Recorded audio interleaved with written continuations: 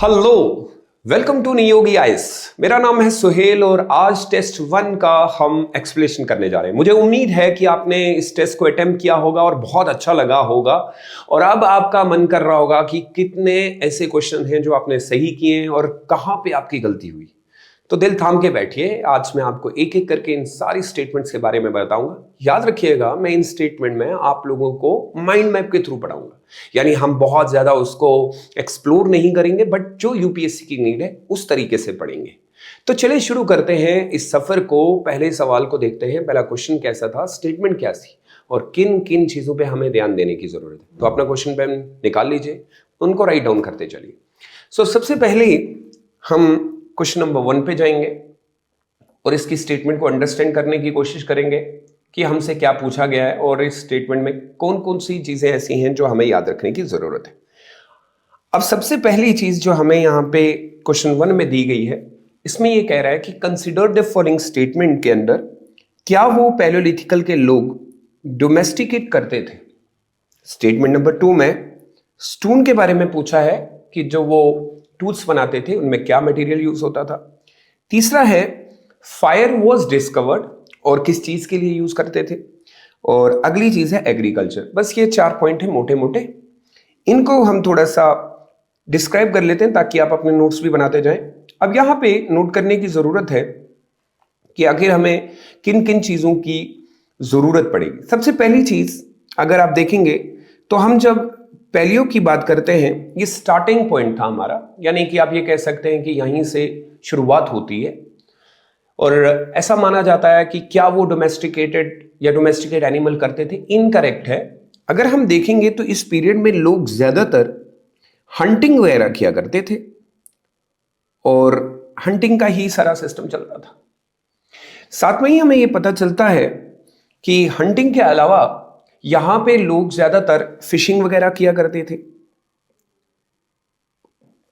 क्योंकि उन दिनों इतना सारा सिस्टम एग्रीकल्चर वगैरह तो था नहीं, और उसके साथ हंटिंग और गैदरिंग हुआ करती थी। सिंपल सिंपल सवाल आपको याद रखने और पॉइंट्स में लिखेंगे तो अच्छा लगेगा। यानी ये बात क्लियर हो गई कि स्टेटमेंट नंबर 1 जो दी गई है, उस स्टेटमेंट में हमें जो पहला स्टेटमेंट है वो सही नहीं हो सकता, क्योंकि वो ये कह रहा है कि डोमेस्टिकेशन हो चुकी थी, जबकि डोमेस्टिकेशन की शुरुआत at the end of a meso और ये पीक पे पहुंचा है नियोलिथिकल पीरियड में, और पैलियो हमारा पहला पीरियड है। तो यहां पे हमें ये देखने को मिलता है कि एनसीईआरटी में ये लिखा गया है कि मीजोलिथिकल में लोगों ने डोमेस्टिकेशन का कंसेप्ट बहुत लेट शुरू किया, मतलब हम ये नहीं कह सकते पीक पे था, बट नियोलिथिकल में एग्रीकल्चर रेवोल्यूशन हुआ है। तो हम यहां से क्लियर कर सकते हैं कि यहां पे ये शो करता है कि एग्रीकल्चर हुआ है और इस एग्रीकल्चर को बहुत अच्छे से उन्होंने किया। तो स्टेटमेंट नंबर 1 हमारी इनकरेक्ट है। वही स्टेटमेंट नंबर 2 कहता है कि इन्होंने जो अपने उस समय के ज्यादातर जो मटेरियल यूज होता था वो स्टोन ही था और तो कोई था नहीं। तो चॉपर्स की बात कर ले, हैंड एक्सेस की बात कर ले, तो ज्यादातर लोग मटेरियल स्टोन का ही यूज करते थे। तो ये पॉइंट भी सही हुआ कि स्टोन से ही बनाए गए जो टूल्स होते थे, क्योंकि वो बाकी का जो हमारा चाल्कोलिथिकल पीरियड में आया है, कॉपर वगैरह की बात कर ले, और आयरन तो बहुत लेट आया। तो स्टेटमेंट नंबर 2 में अगर आप देखेंगे तो हम ये सही मानते हैं कि ये सही है, इवन आर एस शर्मा और एनसीईआरटी में भी लिखा हुआ है। स्टेटमेंट नंबर 3 ये कहता है कि क्या आग का इस्तेमाल कर रहे थे वो। तो हमें ये पता चलता है कि fire was discover and use for protection in cooking. तो स्टेटमेंट नंबर 3 सही है, कुकिंग के लिए यूज किया जाता था, प्रोटेक्शन के लिए यूज किया जाता था। तो ये सारे स्टेटमेंट सही हुए।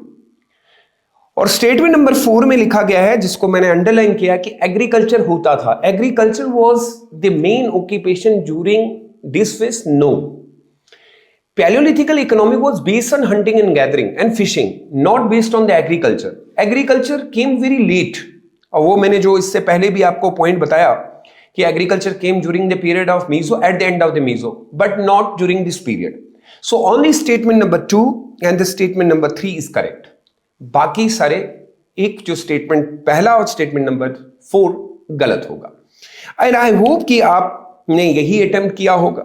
Now moving towards the question number 2। अब यहां पे हमें जो क्वेश्चन नंबर 2 पूछा गया है, that is based on meso, यानी कि स्टोन टूल का सेकेंड फेज था, और इसको हम कह सकते हैं it was a transitional phase, a transformation phase between the paleo and the meso. फिर नियो आता है, यानी कि 3।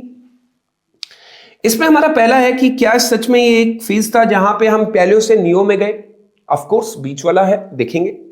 फिर कहते हैं कि माइक्रोलिथिक, ये टर्म बहुत बार एनसीईआरटी में यूज हुआ है। छोटे छोटे स्टोन यूज होते थे क्या? यहां के लोगों ने शिफ्टिंग कल्टीवेशन शुरू कर दी थी। और फोर्थ, केव पेंटिंग हमें डिसअपियर हो गई, या ये सारी स्टेटमेंट। अब इन स्टेटमेंट को समझने के लिए हम देखते हैं कि अगर आपको पता होगा तो यहां से हमें पता चलता है कि पहली चीज जो इन लोगों ने उस समय की थी, पॉइंट नंबर फर्स्ट को अंडरस्टैंड करते हैं। Statement number first, it was yes of course the transformation period from palaeo, बीच में जो पीरियड आता है जो नियो के साथ जुड़ता है, नियोलिथिक। तो जो बीच वाला पीरियड है that is a meso, that's why it is also known as middle stone age. और इसीलिए अब बीच वाला पीरियड जो रहा तो ये मीजोलिथिक है, मीजोलिथिक, तो मिडल स्टोन एज। तो पहला स्टेटमेंट हमारा सही हुआ। वही स्टेटमेंट नंबर 2 जो पूछा है हमसे कि क्या इस पीरियड के अंदर लोग ज्यादातर माइक्रोलिथिक टूल्स का इस्तेमाल करते थे? माइक्रोलिथिक टूल्स छोटे होते हैं ड्यूरिंग दिस पीरियड, तो मैंने कहा ऑफ कोर्स ट्रू होगा, क्योंकि इस पीरियड के अंदर लोगों ने माइक्रोलिथिक छोटे छोटे पत्थरों का इस्तेमाल करना शुरू कर दिया था। और उनके इस्तेमाल से क्या फायदा हुआ कि लोग अब माइग्रेशन कर सकते हैं, मूव कर सकते हैं कहीं पे भी। और होता क्या था कि लोग इन छोटे छोटे जो अलग अलग औजार वगैरह बनाए जाते थे पत्थरों के, उनको यूज करने के लिए कैरी कर सकते थे एक जगह से दूसरी जगह मूव करने के लिए। तो statement number 2 is also correct based on the NCERT and RS. Sharma में भी अगर आप देखेंगे तो आपको ये देखने को मिल जाएगा। तो ये बात हो गई। स्टेटमेंट नंबर 3 की अगर हम बात करें तो अकॉर्डिंग टू, अगर आप चेक करेंगे क्या यहां पे लोग उस समय प्रैक्टिस शिफ्टिंग कल्टीवेशन करते थे, तो ये स्टेटमेंट सही है। वो इस बात पे आपको स्टेटमेंट, मैंने जब ये कहा कि ये टूल्स मूव हो रहे हैं एक जगह से दूसरी जगह, अब लोग कैरी कर पा रहे हैं, तो शिफ्टिंग कल्टीवेशन भी हमें आहिस्ता आहिस्ता एक जगह से दूसरी जगह देखने को मिला है। और हम ये कह सकते हैं now people began to practising shifting cultivation. Statement number 3 is also correct. तो यहां पे हमारा शिफ्टिंग कल्टीवेशन हो गया। नाउ स्टेटमेंट नंबर 4 में हमें पूछा गया क्या केव पेंटिंग यहां पे डिसअपियर होगी? No, it is clearly mention in every book. वो फिर जो भी आप पढ़ें, अर्ली साइन ऑफ ये शिफ्टिंग कल्टीवेशन के बाद हमें जो सबसे अच्छी चीज देखने को मिली वो था माइक्रो मीजोलिथिकल पीरियड का केव पेंटिंग। कंप्लीटली अब ये कहना कि अगर आप भिमबेटका की बात करेंगे, जो सबसे बड़ी हमें पेंटिंग मिली है वो भिमबेटका है, ये आपको एमपी में मिलेगी। यहां पे सबसे ज्यादा हमें केव पेंटिंग देखने को मिली। कंप्लीटली ये कहना कि डिसअपियर होगी, नहीं, इसी पीरियड में तो हमें सबसे ज्यादा मिली है। भिमबेटका पेंटिंग में which belongs to the mesolithical, so the cave painting did not disappear, they continue. So the final statement regarding the question number 2, the right answer will be 1, 2 and 3. Fourth इसमें correct नहीं है, and hopefully आपने यही answer चुना होगा। और उम्मीद है आपको अच्छा लग रहा होगा कि अब एक क्वेश्चन को कंप्लीट किया हुआ है आपने। Now moving toward the question number 3। अब क्वेश्चन नंबर 3 के बारे में बात करते हैं। इसमें हमसे पूछा गया match of the following sites with their correct pre historic period, यानी दिए गई साइट्स को अपने अपने पीरियड के साथ जोड़ते जाइए। अब आप देखेंगे तो ये थोड़ा सा डिफिकल्ट होता है। मैं तभी बच्चों को कहता हूं कि जितना आप मैप कर सकते हैं उतना आप सही से। इसमें हमें सबसे पहले भिमबेटका के बारे में बताया है कि भिमबेटका के अंदर जो पेंटिंग होती थी, फिर बागोर के बारे में, मेहरगढ़ के बारे में और बुर्जुहोम के बारे में। मैं आपको कहना चाहता हूं, अगर आप थोड़ा सा इसको समझ लें, ये अंडरस्टैंड करने की जरूरत है। जब भी आप इस तरीके के सवाल देखेंगे, और बहुत ज्यादा आपको दिक्कत भी करेगा, बट आपको ये याद रखना है। देखिए, जब हम भिमबेटका की बात करते हैं, भिमबेटका बहुत फेमस है, आपको सिंपली याद रखना है इसलिए क्योंकि ये पैलियोलिथिकल साइट है और सबसे ज्यादा ये अपनी पेंटिंग के लिए जानी जाती है। बस सिंपल से याद रखिए।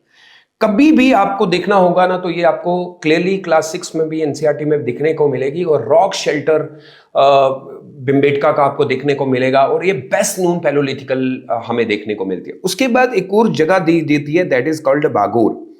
अगर आप देखेंगे ये एक मीजोलिथिकल साइट है, और वो सही बताता है कि एक मीजोलिथिकल साइट जो कि फेमस है। अगर आप देखेंगे ये राजस्थान का एरिया है जहां से हमें ये देखने को मिलता है, राजस्थान, और ये one of the largest mesolithical site है। लार्जेस्ट, ये भी आपको याद रखना पड़ेगा, सबसे बड़ी लार्जेस्ट है। और माइक्रोलिथिकल तो यहीं पे हमें मिले, और हमें पता चलता है कि डोमेस्टिकेशन जो एंडिंग फेज पे था वहीं से मिला। तीसरा पूछा गया है मेहरगढ़, बहुत फेमस जगह है मेहरगढ़, अगर आपने सुना होगा। ये नियोलिथिकल साइट है हमारे पास, बहुत फेमस है, काफी सारी चीजें हमें यहां पे देखने को मिली। ये चालकोलिथिकल साइट है। उसके बाद अगर आप पढ़ेंगे तो मेहरगढ़ आपको बलूचिस्तान का एरिया, जो कि पाकिस्तान में है अभी, अर्ली नियोलिथिकल एग्रीकल्चर सेटलमेंट हमें देखने को मिला, और लेटर फेज भी हमें वहीं पे मिला। उसके बाद अगली बात है बुर्ज़ोहोम। बेसिकली बुर्ज़ोहोम जो है वो जम्मू एंड कश्मीर के श्रीनगर के एरिया में है, और ये काफी फेमस है अपनी पिट ड्वेलिंग के लिए, और ये नियोलिथिकल पीरियड से है। बट कहा यह जाता है कि इस पीरियड बुर्ज़ोहोम को हम दोनों में देखते हैं। अगर आपने सुना होगा एक पीरियड हमारा जो आयरन एज का रहा, जिसको हम मेगालिथिकल, तो हमें मेगालिथिकल की भी कुछ चीजें यहां पे मिली है। प्लस मेगालिथिकल के साथ साथ ये पीरियड हमें ये भी दिखाता है कि इनका नियोलिथिकल के साथ भी, तो ये दोनों के साथ जुड़ता। आयरन एज की अगर मैं बात करूं तो आयरन एज जो कि मेगालिथिकल पीरियड से, वहां के कुछ कनेक्शन जुड़ते हैं। सो इस बात से यह तय हो गया कि जो मैच किए गए हैं, भिमबेटका पैलियोलिथिकल, बागोर मीजोलिथिकल, मेहरगढ़ नियोलिथिकल चालकोलिथिकल, और बुर्ज़ोहोमा आयरन एज से जुड़ी गई है। अब आप देखेंगे तो ये सारे स्टेटमेंट करेक्ट होते हैं, और हमें आंसर में यह बताना था कि कौन सा सही है। तो the right answer is A1, B2, C3, D4। Hopefully आपने ये एग्जैक्टली वैसे ही मैच किया होगा। Now moving toward the question number 4। बहुत सिंपल क्वेश्चन है, डिफिकल्ट नहीं है। कहते हैं कि आप स्टेटमेंट में यह बताइए कि अब फिर से हम अभी अपने स्टोन एज के पीरियड में नियोलिथिकल कल्चर के बारे में, सबसे पहले पॉटरी फर्स्ट वर्ड यूज किया, अपेयर ड्यूरिंग दिस पीरियड, बिल्कुल सही होगा। पॉटरी, बर्तनों के बारे में पूछा है। फिर कहता है कि क्या यहां के लोग जो है वो दो शेप पे रहते थे, एक रेक्टेंगुलर और एक सर्कुलर हाउसेस हुआ करते थे। क्या यह सही है? शेप्स आर इंपॉर्टेंट, याद रखिएगा। तीसरा स्टेटमेंट है कि क्या वो एग्रीकल्चर और डोमेस्टिकेशन को माप करते थे। अगला, इस समय कोई भी tool, no tools were use during this period. आइए स्टेटमेंट को एग्जैक्टली समझते हैं कि क्या क्या चीजें। देखिए, अगर हम इस पीरियड की बात करें तो ये पीरियड भी अपनी काफी सारी चीजों के लिए जाना जाता है, और मेनली मुझे ये लगता है कि इनका एक सिस्टम बड़ा अच्छा रहा कि ये लोग अवेयर थे अपनी काफी सारी चीजों के बारे में। पहली बात, जो जब हम पॉटरी के बारे में बात करते हैं, ये बेस्ट सोर्स है हमारे लिए। हिस्ट्री को पढ़ने का सबसे अच्छा तरीका यह है कि बर्तनों से भी हमें काफी सारी चीजें पता चलती हैं। अच्छा, नियोलिथिकल पीपल ने उस समय पॉटरी को बहुत ज्यादा बढ़ाया, और रीजन ये था क्योंकि एग्रीकल्चर आ चुका है बेटा, और एग्रीकल्चर को आप स्टोर करने के लिए बर्तनों का तो इस्तेमाल करेंगे। तो ये स्टेटमेंट सही है।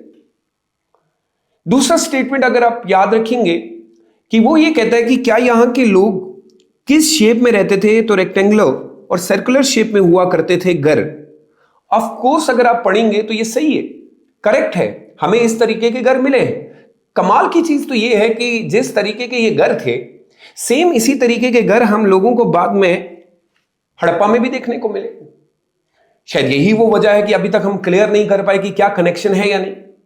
और नियोलिथिकल सेटलमेंट्स में सबसे ज्यादा हमें कहां पे मिले? मेहरगढ़ में, जो कि बहुत बड़ी फेमस साइट है। मेहरगढ़ के बाद आप चिरंद में देख लीजिए, आपको ये मिलेंगे। बुर्ज़ोहोम के अंदर आपको देखने को मिलेंगे। तो हम ये कह सकते हैं कि ऑफ कोर्स इस तरीके के घर तो कॉमन थे, जहां लोग रेक्टेंगुलर हाउसेस में रहते थे, वॉल हुआ करती थी, फ्लोर को बहुत अच्छे से चमकाया जाता था। इसके अलावा स्टेटमेंट नंबर 3 ये कहता है कि क्या ये लोग उस समय प्रैक्टिस करते थे एग्रीकल्चर और डोमेस्टिक। तो बड़ा सिंपल सा आंसर है, तो यस लिखिएगा, क्योंकि मैंने अभी कहा कि एग्रीकल्चर तो आपको नियोलिथिकल पीरियड में उसका रेवोल्यूशन देखने को मिला है। इवन बहुत सारे हिस्टोरियंस तो ये मानते हैं कि बेसिकली नियोलिथिकल पीरियड तो स्टोन एज पीरियड ही नहीं होना चाहिए, क्योंकि एग्रीकल्चर इतना हुआ है तो बेटर है इसको फिर एग्रीकल्चर रेवोल्यूशनरी पीरियड कहा जाए, इसीलिए मैं इसको बार बार एग्रीकल्चर रेवोल्यूशन कह रहा हूं।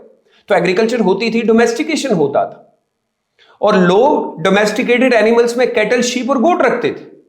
अच्छा, लास्ट स्टेटमेंट अगर हम देखेंगे तो ये कह रहा है कि no tools are used during this phase. जी गलत है, टूल्स यूज हुए। नियोलिथिकल पीरियड में कौन से टूल्स यूज हुए? जो सबसे ज्यादा पॉलिश्ड हुआ करते थे। हाँ, ये बात भी तय है, पॉलिश टूल्स का इस्तेमाल किया। ये बात भी तय है कि उस समय टूल्स जो हुआ करते थे वो वही थे जो हमने मीजो में लिए हैं, क्योंकि इन लोगों ने टूल के ऊपर उतना काम नहीं किया, पॉलिश टाइप थे हुआ करते थे, क्योंकि एग्रीकल्चर के लिए अब आपको ऐसे टूल चाहिए थे जो कंटिन्यूअसली पीरियड तक चले। तो ये टूल्स वे डेफिनेटली यूज्ड हुए। तो यहां पे हमें ये पता चल गया, बड़ा सिंपल सा है, कि पॉटरी भी यूज हुई, रेक्टेंगुलर सर्कुलर हाउसेस भी थे, एग्रीकल्चर डोमेस्टिकेशन थी। इसमें स्टेटमेंट नंबर 4 गलत होगी, तो right answer will be 1, 2 and 3। Now moving toward the next question, question number 5। बड़ा सिंपल सा दिया था कि which of the following correctly describe the chalcolithical period. तो बेटा अगर आपको समझना हो तो इस पीरियड की एक सबसे बड़ी खूबी क्या थी? इस पीरियड की सबसे बड़ी खूबी ये थी कि इस पीरियड में हम लोगों को चालको मिल गया। चालको का मतलब होता है कॉपर। तो यहां से अब शुरुआत होती है आपके नए मेटल की। अच्छा, कॉपर की एक बड़ी कमाल की चीज ये भी थी कि क्या ये कॉपर उनको सिविलाइज करेगा या नहीं, ये अलग से। तो कॉपर प्लस स्टोन का इस्तेमाल होता रहा है, ये कंटिन्यूअसली चला, दोनों यूज हुए, इसीलिए हम इसको कॉपर स्टोन एज भी कहते हैं। एविडेंसेस के तौर पे अब आपको यह समझना पड़ेगा कि अभी भी ये रूरल सेटलमेंट है। ये जो पॉइंट मैं कह रहा था, रूरलाइजेशन, अभी भी लोग गांव में ही रहा करते थे। मैं ये नहीं कह रहा कि जैसे ही इनके पास कॉपर आया और ये शहर करी या अर्बनाइज्ड हो गए, नहीं, अभी भी गांव में ही रहा करते थे। और पेंटेड पोट्री का इस्तेमाल करते थे बहुत ज्यादा, क्योंकि मैंने अभी कहा पेंटेड पोट्री का इस्तेमाल इसलिए करना है क्योंकि इनके पास भी अच्छा खासा एग्रीकल्चर है।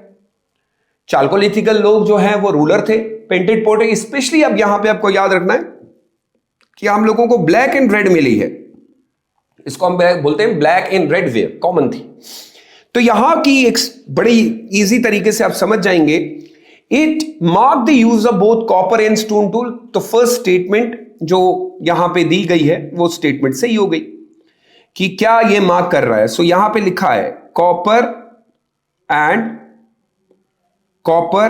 And stone. फिर कह रहा है कि क्या ये लोग एविडेंस मिलते हैं रूरल सेटलमेंट की and painted pottery are found. तो स्टेटमेंट नंबर 2 ये भी करेक्ट है, पेंटेड। तीसरा, आयरन टूल रिप्लेस कर रहे हैं all stone tool completely.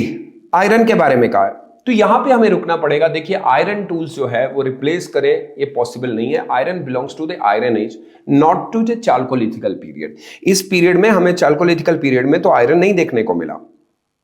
Iron जो आया है वो बहुत लेट आया। मैंने अभी आयरन के बारे में आपको कहा, आयरन बहुत लेट आया है। Chalcolithical period is known for only copper, not for iron, no iron.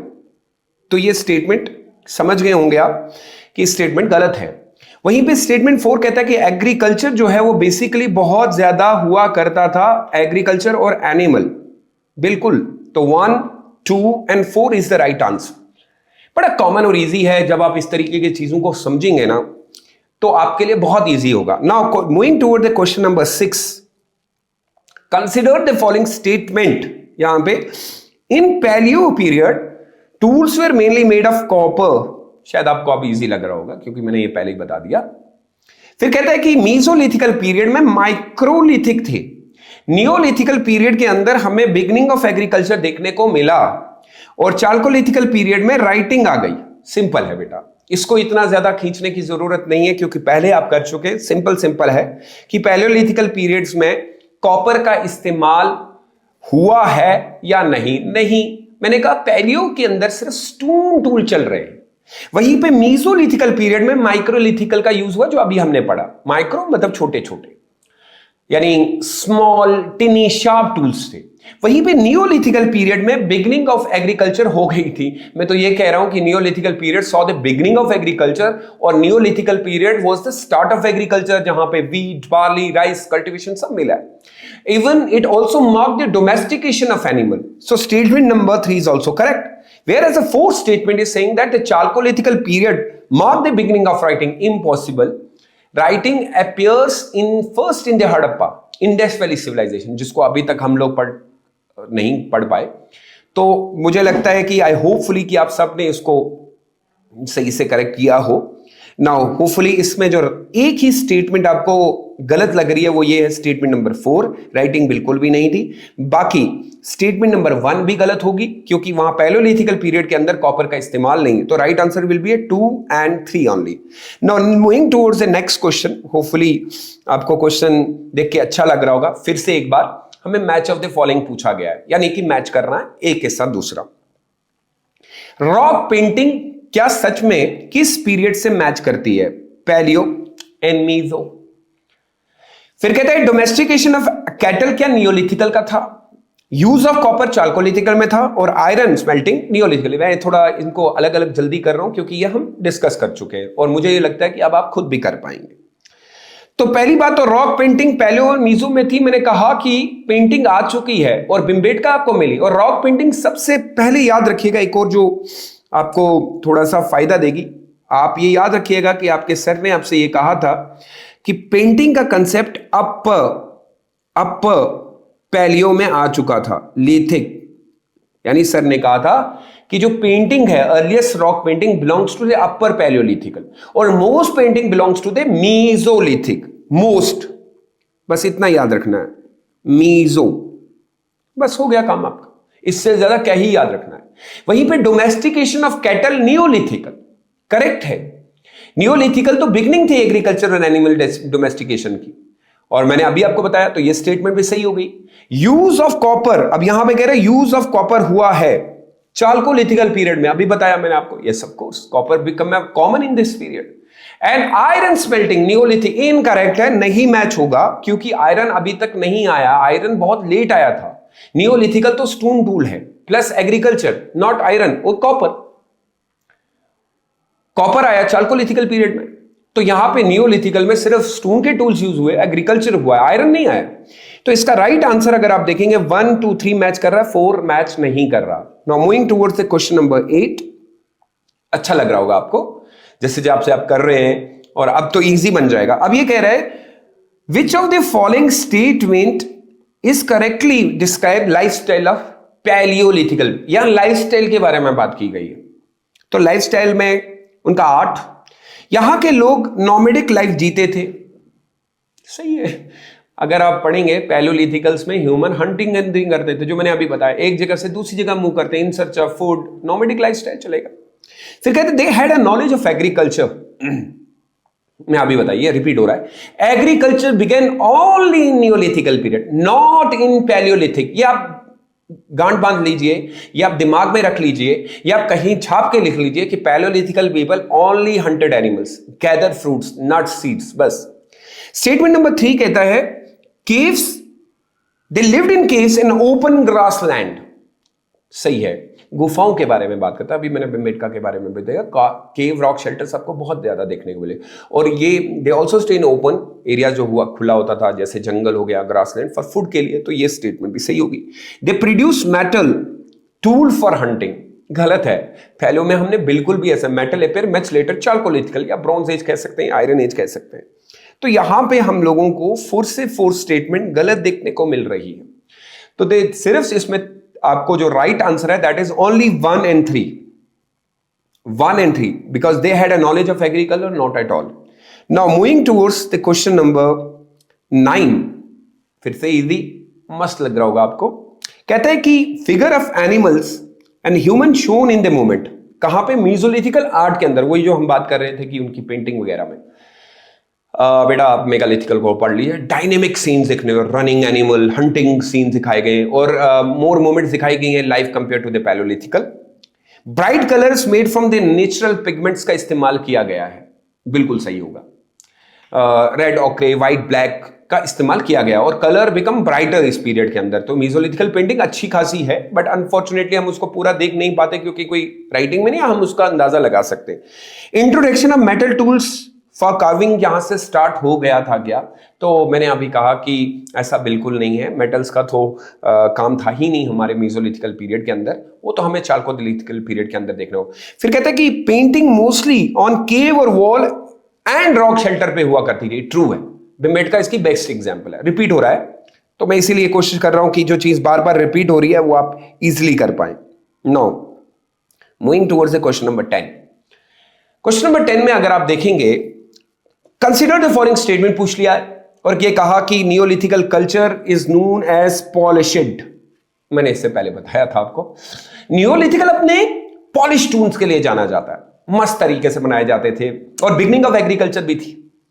फिर कहते हैं अर्लीस्ट एविडेंस राइस कल्टीवेशन हमें दो जगह, एक जगह पे मिली कोलदीवा इन उत्तर प्रदेश, ये होती है साइट, और ये है 7000 से लेके 6000 बीसी की बात कि चावल मिला। तो उससे हमें ये क्लियर होता है कि क्या वो लोग राइस का इस्तेमाल करते थे, और ये यूपी में है तो वो एक अर्लीस्ट एविडेंस है हमारे पास। तीसरी स्टेटमेंट है कि the people of the neolithical period जो है वो पिट ड्वेलिंग में रहते थे। Burzahom very very very much important site, मैं ये भी कह चुका हूं। और chalcolithical people did not know pottery, ये अभी रिपीट हुआ है तो आप सब जानते हैं कि वो जानते थे। तो only statement are true is 1, 2 and 3। Fourth गलत होगा क्योंकि चाल्कोलिथिकल के पीरियड के लोगों ने अच्छी खासी पेंटिंग जो है अपने समय में की है। Now moving towards the question number 11, बड़ा इजी क्वेश्चन है फिर से। Consider the following statement regarding the urban planning in the Indus valley civilisation. Very very important. अब ये थोड़ा सा डिफरेंट टॉपिक है, इसको हम थोड़ा सा समझते हैं। सिटीज वे डिवाइडेड इनटू 2 पार्ट्स, एक होता है सिटाडेल, एक होता है लोअर टाउन। एक स्ट्रीट को लेट किया जाता था ग्रिड पैटर्न के अंदर, ग्रिड पैटर्न।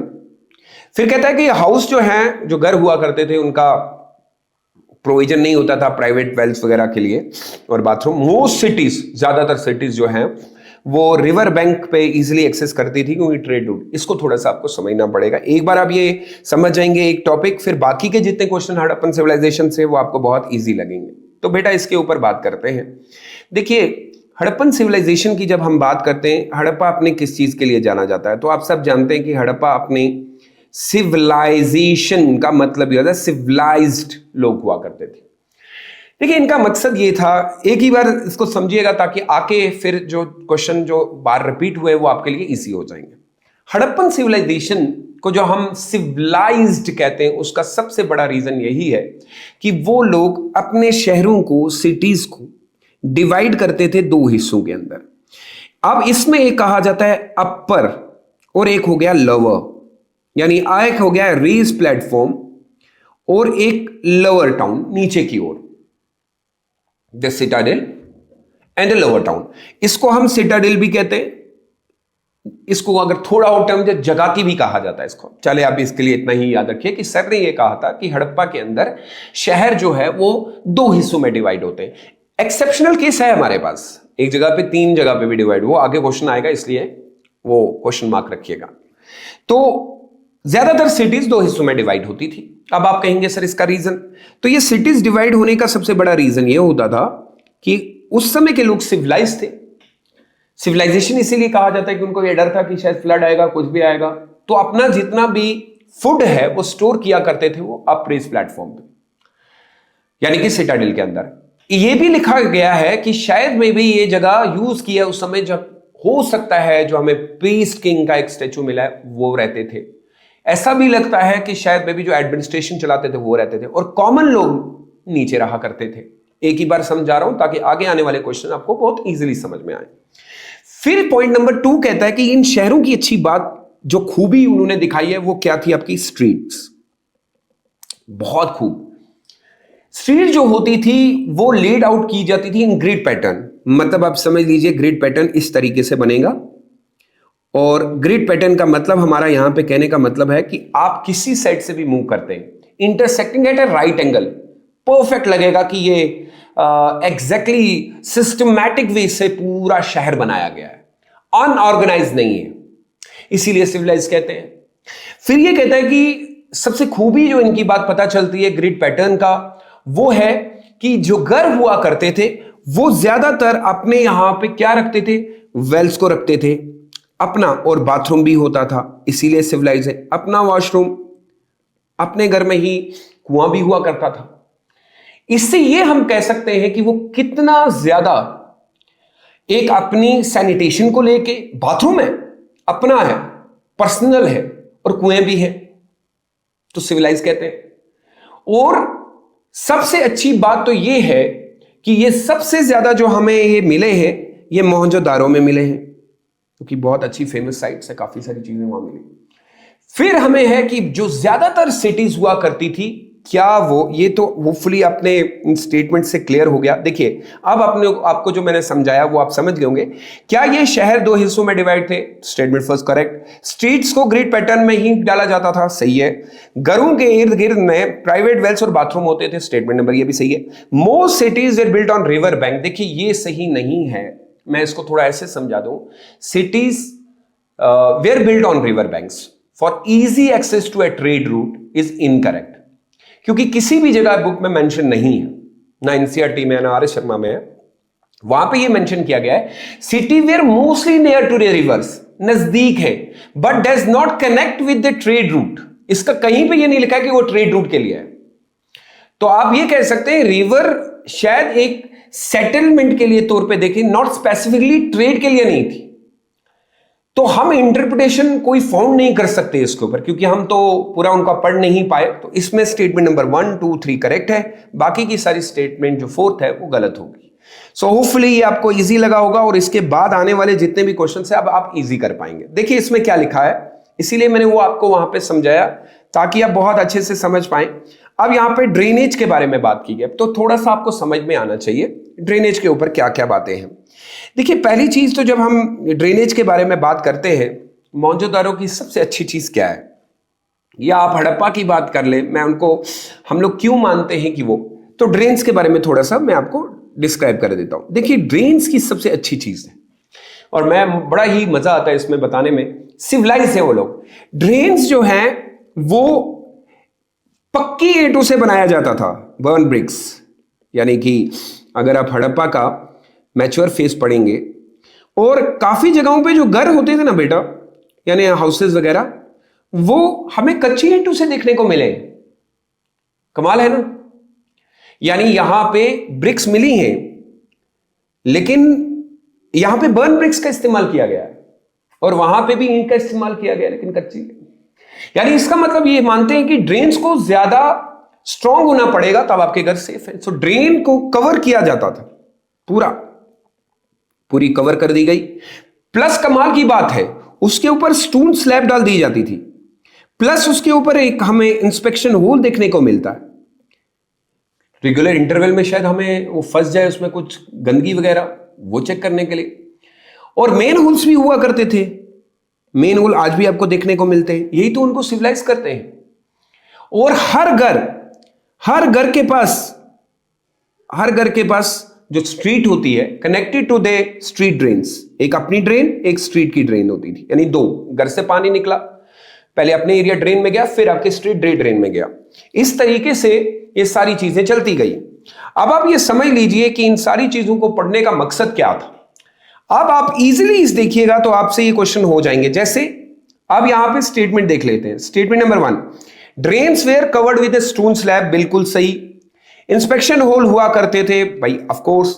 हर घर स्ट्रीट ड्रेन से कनेक्टेड था। Drains were constructed without any slope, ये जरा समझिएगा, drain were constructed without any slope is incorrect, क्योंकि जो ड्रेन्स होती थी वो carefully laid out, had a proper graded slope type रखा था, तो इंश्योर फ्लो होगा। ऐसे तो हमें कोई पर्टिकुलर सोर्स तो नहीं मिलता, लेकिन क्योंकि अगर वो रखा जाएगा तो वो ये कहता है drains were constructed without any slope. Without any slope कैसे, पानी रुक जाएगा, तो पानी के लिए स्लोप भी रखते थे। यही वजह है कि वो इतने ज्यादा, हम उनको कहते हैं कि भाई देखिए क्यों सिविलाइज। तो statement true are 1, 2 and 3। Now अब आगे के क्वेश्चन आप इजीली कर लाएंगे, ये बहुत इजी हो गया। विच of the following pairs match करते हैं एक दूसरे के साथ। लोथल, बहुत बड़ी बात है। लोथल बेसिकली अगर आप देखेंगे आगे तो उसमें आपको देखने को मिलेगा कि ये हमें ऐसा लगता है कि शायद ट्रेड के लिए यूज, डॉकयार्ड के लिए बहुत फेमस था। फिर कहता है डोलावीरा, ये बहुत बड़ी साइट रही है। फायर आल्टर के साथ जाना जाता है, बिल्कुल नहीं। Dholavira is known for water reservoirs. और आज भी इनको वाटर रिजर्वेयर्स के लिए हम लोग जो है बहुत कमाल की चीजें दी गई हैं। और फिर ये कहता है कालीबंगन वाटर रिजर्वेयर के लिए नहीं, कालीबंगन वाटर रिजर्वेयर के लिए नहीं है, कालीबंगन फायर अल्टर्स के लिए यूज होता था। मोहनजोदारो ग्रेट बाथ के लिए जाना जाता है, बिल्कुल ग्रेट बाथ था। अब ये हमें पता करना पड़ेगा कि क्या है उस ग्रेट बाथ के रिचुअल्स के लिए यूज हुआ जाता था, ये सारी चीजें। तो इस स्टेटमेंट में हमें जो पूछा गया कि match the only D is the right answer 1 and 4, यानी इसमें सिर्फ 1 and 4 है, क्योंकि ये मैच ऑफ द फॉलोइंग है, इसमें उतना लॉजिक लगाने की जरूरत नहीं है। क्वेश्चन नंबर 14 कहते हैं with reference to the Harappan civilisation. Harappa में एक और कमाल, ये जरा पॉइंट जरा समझिएगा, मैं इससे कुछ कहना चाहता हूं आपको कि हमें कैसे पता चलता है कि हड़प्पा में कोई एक एडमिनिस्ट्रेशन रही होगी और उसी ने सारा कंट्रोल किया होगा। देखिए इसमें लिखा है वेट जो है वो लाइमस्टोन से बनाया जाता था, ऐसा है। देखिए वेट का मतलब तोलने वाला, पहले तो ये बात कमाल की है कि वहां पे वेट सिस्टम हुआ करता था किसी भी तोलने के लिए, और ये मेड ऑफ चैरेट्स होता था, नॉट लाइमस्टोन्स नहीं होते थे। पहले तो ये बात क्लियर कर लीजिएगा। और कमाल की बात तो ये है कि हमें ये समझना पड़ेगा कि एक ही टाइप का वेट हमें हर जगह पे मिला है, तो वो यूनिफिकेशन भी दिखाता है। कहते हैं they followed the binary and decimal system. तो अगर आप देखेंगे एनसीईआरटी में भी और 12th में, क्योंकि ये थोड़े से पॉइंट है, 1 2 4 8 का यूज किया गया, कहा जाता है कि वो यूज करते थे, डेसिमल्स का यूज हुआ है। फिर एक और पॉइंट जो है वो है कि cubical weight were use with no marking. ये उनका 8 के बारे में हम बात कर रहे हैं, करेक्ट है, ऐसा होता था। यूज विद नो मार्किंग, उसके ऊपर मार्किंग नहीं होती थी। इवन दो क्यूबिकल या अनमार्केड केयरफुली कोलैबोरेटेड वेट्स हमें देखने को मिले हैं, आर एस शर्मा में भी आपको देखने को मिलेगा। Even unequal weight units were use across the sides. यहां पे लिखता है अनइक्वल वेट, नहीं बेटा अनइक्वल वेट कैसे, मैंने अभी आपको कहा वेट जो होता था वो सेम होता था अक्रॉस द हड़प्पन साइड, सब शोइंग दे कि वो एक ही रूल को मान रहे हैं। No variation in the units, कहीं पे भी हमें वेरिएशन देखने को नहीं मिला, तो वो उनको सिविलाइज बनाता है। तो the right answer is only B 2 and 3, जो बाकी के स्टेटमेंट्स हैं वो गलत है।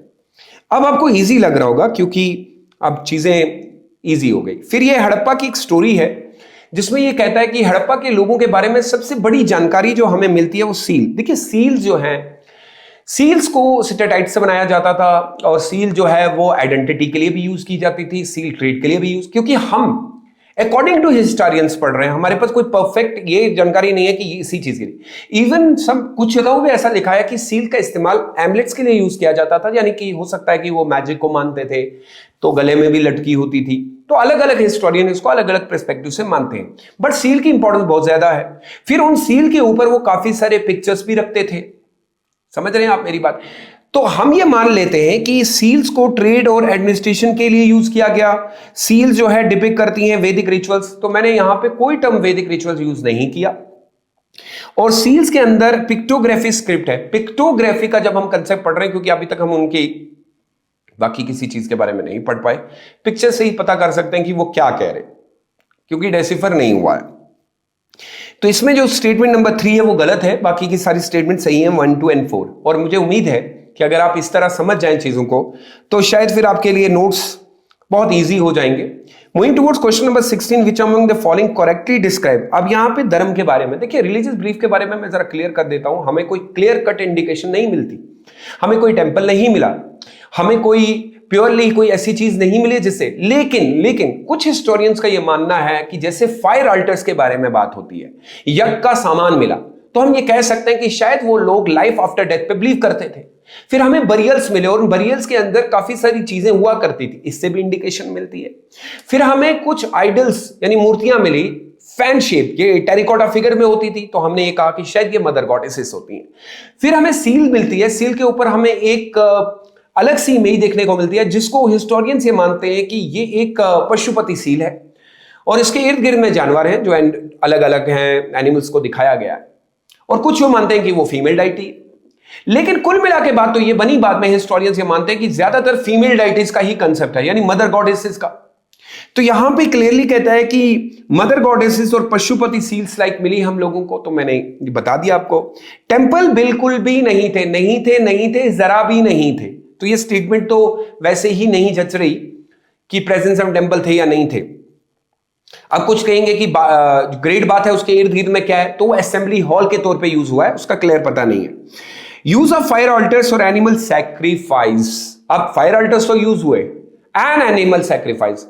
कुछ साइट्स में स्पेसिफिकली आप कह सकते हैं फायर ऑल्टर, जैसे कालीबंगन को ले लीजिए आप, फायर ऑल्टर मिले and possibly animal sacrifice some site में कह रहा हूं, नॉट यूनिवर्सल बट प्रेजेंट, तो हम इसको करेक्ट कर लेते हैं। वहीं पे कहता है कि बिलीफ इन आफ्टर लाइफ को शो करता है बरियल प्रैक्टिस में, तो मैं कह देता हूं कि ये इस बात से तय होता है क्योंकि हमें उनके बरियल में काफी सारे गुड्स देखने को मिले, तो हो सकता है गुड्स क्यों दिए जाते हैं, तो हम ये मानते हैं कि शायद वो बरियल्स को इसलिए देते थे कि लाइफ आफ्टर डेथ जो है उनको जरूरत। लेकिन एक और चीज, ये ज्यादा माल नहीं देते थे। कहा जाता है कि हड़प्पा के लोग ज्यादातर कंजप्शन कर लेते थे, जो चीजें होती थी कम देखने को मिली, इतनी ज्यादा देखने को नहीं मिली, लेकिन जितनी देखने को मिली उससे बात तो ये साबित हो गई कि शायद वो बिलीव करते थे। 17वें क्वेश्चन 17 क्वेश्चन कहता है कि इकोनॉमी के बारे में आप क्या जानते हैं, बड़े शॉर्ट फॉर्म में है, तो आपको सुनना पड़ेगा ताकि वो आप देखिए। इकोनॉमी लाइफ के बारे में मैं बात कर लूं, एक बड़ी रीता राइट है, उन्होंने ये लिखाया है, आपको ये मानना पड़ेगा कि इनकी जिंदगी को बदलने के पीछे सबसे बड़ा हाथ इनकी एग्रीकल्चर है। तो भाई साहब एग्रीकल्चर ऑन पीक था। एग्रीकल्चर क्या करता है, स्पेशलाइजेशन देता है, डाइवर्सिफिकेशन देता है, और सबसे अच्छी चीज ये माना जाता है कि एग्रीकल्चर इनका मेन ऑक्यूपेशन रहा ताकि लोग डाइवर्सिफाइड हो गए, अलग अलग लोगों ने अलग अलग काम करना शुरू कर दिए, और एग्रीकल्चर इतना सरप्लस में हो गया था कि अब लोग इनोवेटिव हो रहे थे। हमने देखा ब्रिक्स का काम बहुत अच्छा हुआ, बाकी की स्टोरीज हमें देखने को मिली। तो मैं ये मानता हूं जो एक्स फैक्टर है ना हड़प्पा को बनाने में, वो एग्रीकल्चर को देना पड़ेगा आपको। वीट है, बार्ली है, स्पेसिफिकली मेंशन किए गए हैं। इवन अगर आप देखेंगे तो हड़प्पन क्रॉप्स बहुत फेमस हुई। हां, एक और बात, अभी तक ये हंटिंग और गैदरिंग कर रहे थे। आप समझ रहे हैं मेरी बात? अब ये जरा समझने की जरूरत है। मैं इससे पहले भी बुक्स के अंदर मैं बता चुका हूं आपको कि बड़ा क्लियर कर लीजिएगा एक पॉइंट को, क्या वो हंटिंग और गैदरिंग करते थे? अब किस लिए करते थे? एग्रीकल्चर मेन ऑक्यूपेशन है, only hunting and gathering only नहीं है, ओनली तो नहीं हो सकता क्योंकि वो करते थे साथ में बाकी का। तो पहली स्टेटमेंट को आप समझ लीजिए कि agriculture was their main occupation. समझ रहे? Agriculture was the main occupation. तो इसमें जो स्टेटमेंट सही हुई ना वो बी है हमारे पास, बस इतना आपको याद रखना है। Now moving towards the question number 18, match करना है, बड़ा इजी है, मैंने अभी आपको करवा के दिखाया। हड़प्पा को पाकिस्तान पंजाब रीजन में दिखाया गया है, यहां से थोड़ा सा चीजें समझिएगा। हड़प्पा पाकिस्तान में है लेकिन सिंध के अंदर है, यह जरूरी समझना है। मौजूदारों को पाकिस्तान में दिखाया गया है, पाकिस्तान का रीजन पंजाब के साथ जुड़ा तो सही बनेगा। कालीबंगन जो है वो आपका राजस्थान है, और लोथल आपका जो एरिया जुड़ता है, Lothal will be exactly match with the Gujarat. Even ये सारी स्पेसिफिकली क्लियरली मेंशन है एनसीईआरटी में, तो right answer will be A C. ये वाला आपका सही आंसर होगा। Now moving towards the question number 19, same again we have sites match करने हैं, बड़ा सिंपल है।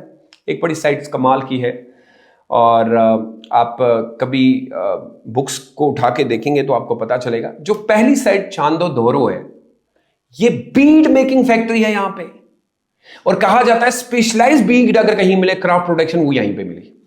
Rakhigarhi largest Harappan site in India है, largest Harappan site in India, correct है। आप आइडेंटिफाई कर लिए, राखीगढ़ी मेजर हड़प्पन साइट में से मानी जाती है, और हड़प्पन साइट के अंदर में भी। उसके बाद कहता है बानावाली डॉकयार्ड के लिए जाना जाता है, इनकरेक्ट है, मैंने इससे पहले भी बताया था आपको, dockyard is linked with Lothal not Banawali. और ढोलावीरा वाटर मैनेजमेंट के लिए जाना जाता है, सही है, मैंने अभी कहा था ढोलवीरा जो है वो बेसिकली अपने वाटर रिजर्वियर के लिए बहुत फेमस है। Now moving towards the question number 20, which of the following correctly depict the foreign trade of Harappa. हमें कैसे पता चलता है? Meso, the trade with the Mesopotamia, correct. Mesopotamia ने इनको एक बड़ा कमाल का नाम दिया था, मलहुआ। अगर क्लास 12 की एनसीईआरटी में मैप भी देखेंगे तो वहां पे देखने को मिलता है। लोथल ने इंपॉर्टेंट पोर्ट की तरफ से सर्व किया है, करेक्ट। और कॉटन टेक्सटाइल बहुत ज्यादा फैला और एक्सपोर्ट आइटम था, तो मैं बता देता हूं आपको, बिल्कुल सही है। और मीसोपोटामिया का नाम हमें फिर याद आता है, एक्सपोर्टेड टू द मीसोपोटामिया। कॉपर और टिन को मिक्स करना इंपोर्ट करते थे एज अ ब्रॉन्ज के तौर पे, तो स्टेटमेंट नंबर 4 में भी अगर मैं देखूं, tin were imported to make bronze, हमें बहुत जगह पे देखने को मिला है। 12th की एनसीईआरटी में काफी जगह ओमान के बारे में बात की गई है, मागन के बारे में बात की गई है।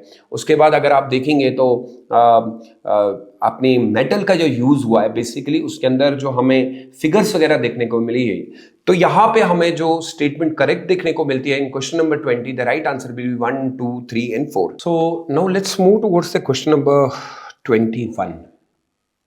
इसमें हमें पूछा गया है which one of the following statement is about the decline of the Indus valley civilisation is are correct.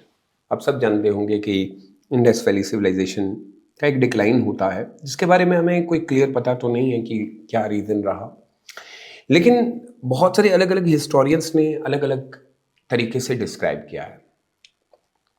एक थ्योरी हमें आती है कि ऐसा मान सकते हैं कि आर्यन इन्वेजन हुआ, कुछ का ये मानना है कि इकोलॉजिकल बैलेंस हुआ, इम्बैलेंस हो गया, कुछ का ये मानना है कि फ्लड आ गया, कुछ का मानना है कि सर डिफॉरेस्टेशन एक रीज़न था, कुछ का मानना है कि डिक्लाइन इन ट्रेड मेसोपोटामिया के साथ। तो हमें अलग अलग हिस्टोरियन ने अलग अलग पर्सपेक्टिव में ये बताया, लेकिन कोई क्लियर एविडेंस हमें नहीं है कि आखिर क्या रीज़न रहा होगा जिसके चलते हुए इन लोगों का एंड हो गया।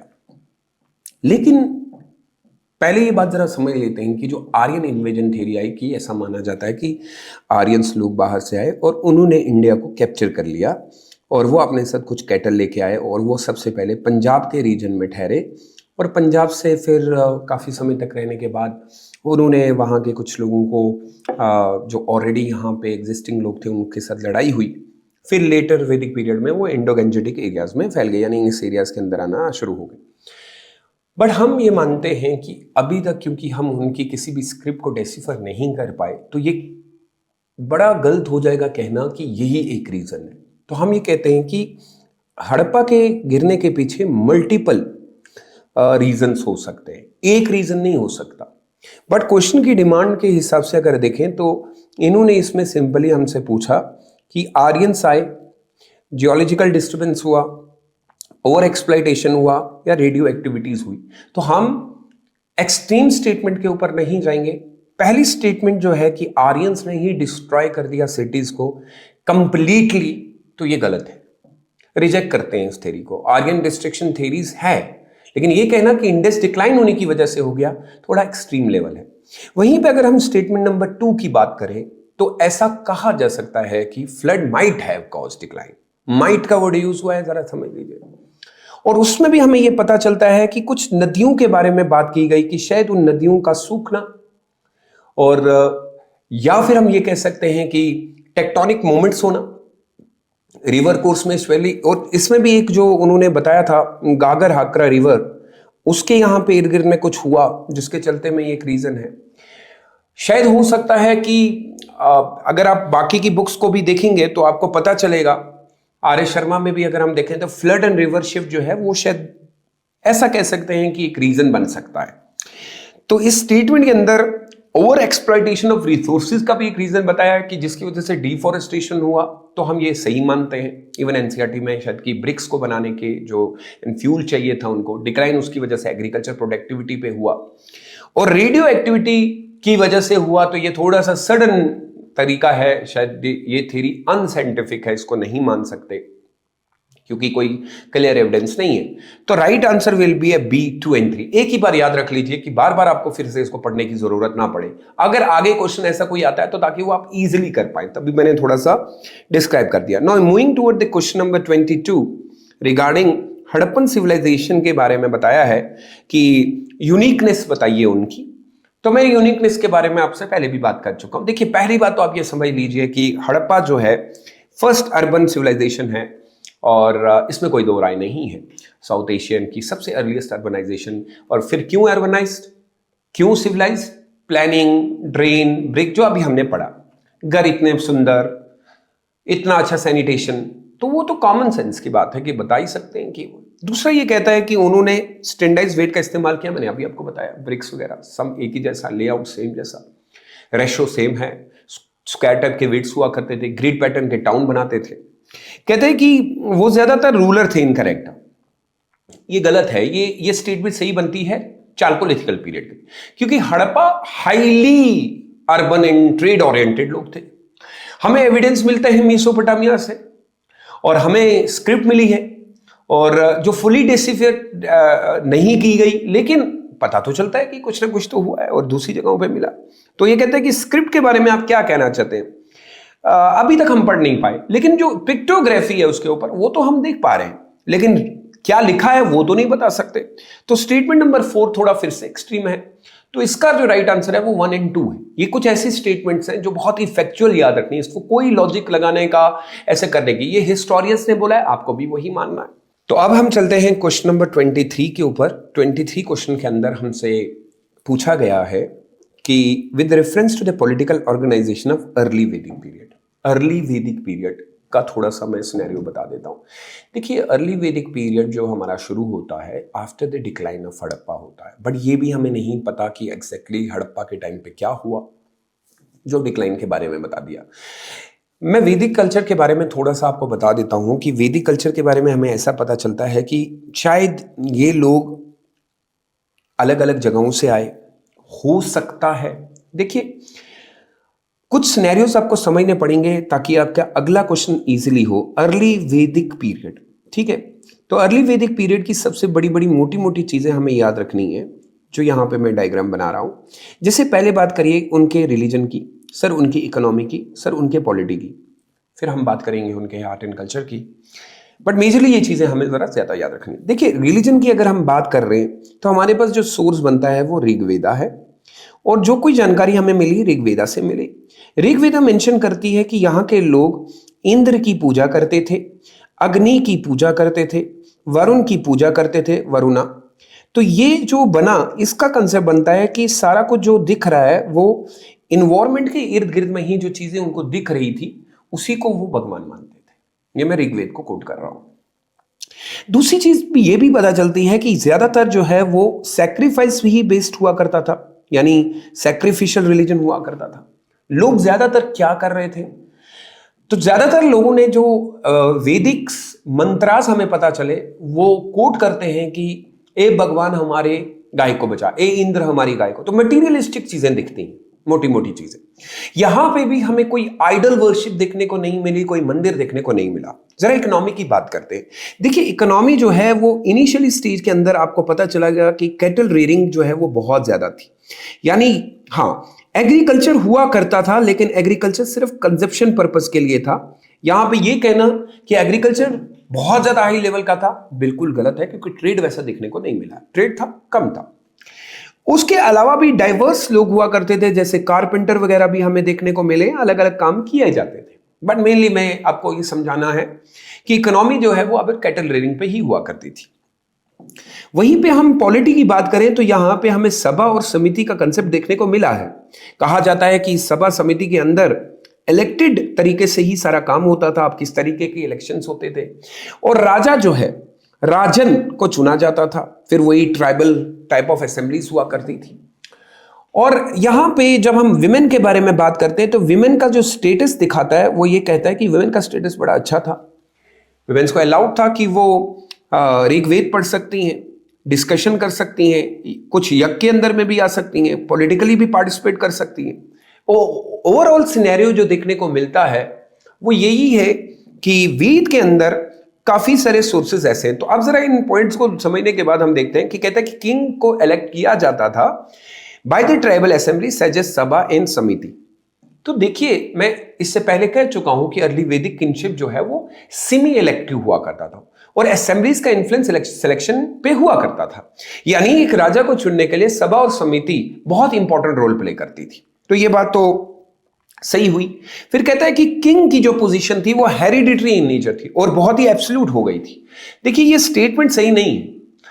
आप ये स्टेटमेंट लेटर वैदिक पीरियड के लिए अगर यूज करेंगे तो बहुत अच्छा है। अर्ली वैदिक किंग जो है उसका कोई एब्सोल्यूट पावर इतना नहीं था, वो अभी भी डिपेंडेंट सभा समिति पे था, हेरिडिटरी मोनार्की नहीं हुआ करती थी। तो ये कहना कि सर क्या वो इतना पावरफुल हो चुका था, तो बिल्कुल भी नहीं था। और मुझे अभी याद आता है, जब जैसे जैसे आप आगे बढ़ेंगे, आप बुक्स को पढ़ना शुरू करेंगे तो आपको पता चलेगा कि राजा को उस समय सेनापति और पुरोहित के इर्द गिर्द में घूमना भी पड़ता था।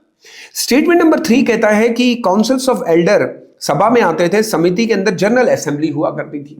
तो मैं ये सही बता देता हूं आपको कि सभा एल्डर्स को कहा जाता है, समिति जनरल असेंबलीज को कहा जाता है। स्मॉल होती है सभा, वही समिति जो है वो होल ट्राइब को लेती है।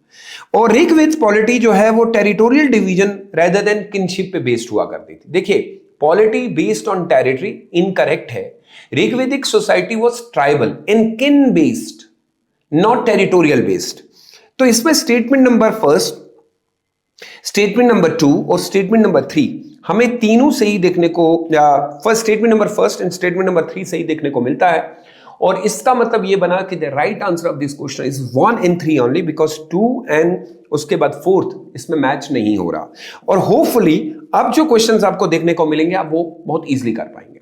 अब आते हैं लेटर वैदिक पीरियड के ऊपर। देखिए, लेटर वैदिक पीरियड के अंदर स्टार्ट करने से पहले थोड़ा सा मैं आपको लेटर वैदिक पीरियड के बारे में बता देता हूं। जैसे इससे पहले हमने बात की, थोड़ा थोड़ा आपको याद रहेगा। लेटर वैदिक पीरियड में भी आपको यही याद रखना है कि बताइए सर, वहां का रिलीजन, वहां की इकोनॉमी, वहां की पॉलिटी, वहां के विमेन का स्टेटस, ये बहुत इंपॉर्टेंट है, तो हम उसको भी ले लेते हैं। थोड़ा सा मैं बता दूं। देखिए, सबसे पहले रिलीजन की बात करें तो सोर्स आपके हैं यजुर्वेद, अथर्ववेद और सामवेद, यानी इन्हीं से हमें पता चलता है। हमें यहां पे ये पता चलता है कि कुछ धर्मों के अंदर में भी बदलाव हो गया। अब यहां पे अग्नि और इंद्र ने अपनी वैल्यू को लूज कर दिया और प्रजापति यहां पे जैसे क्रिएटर आ गए।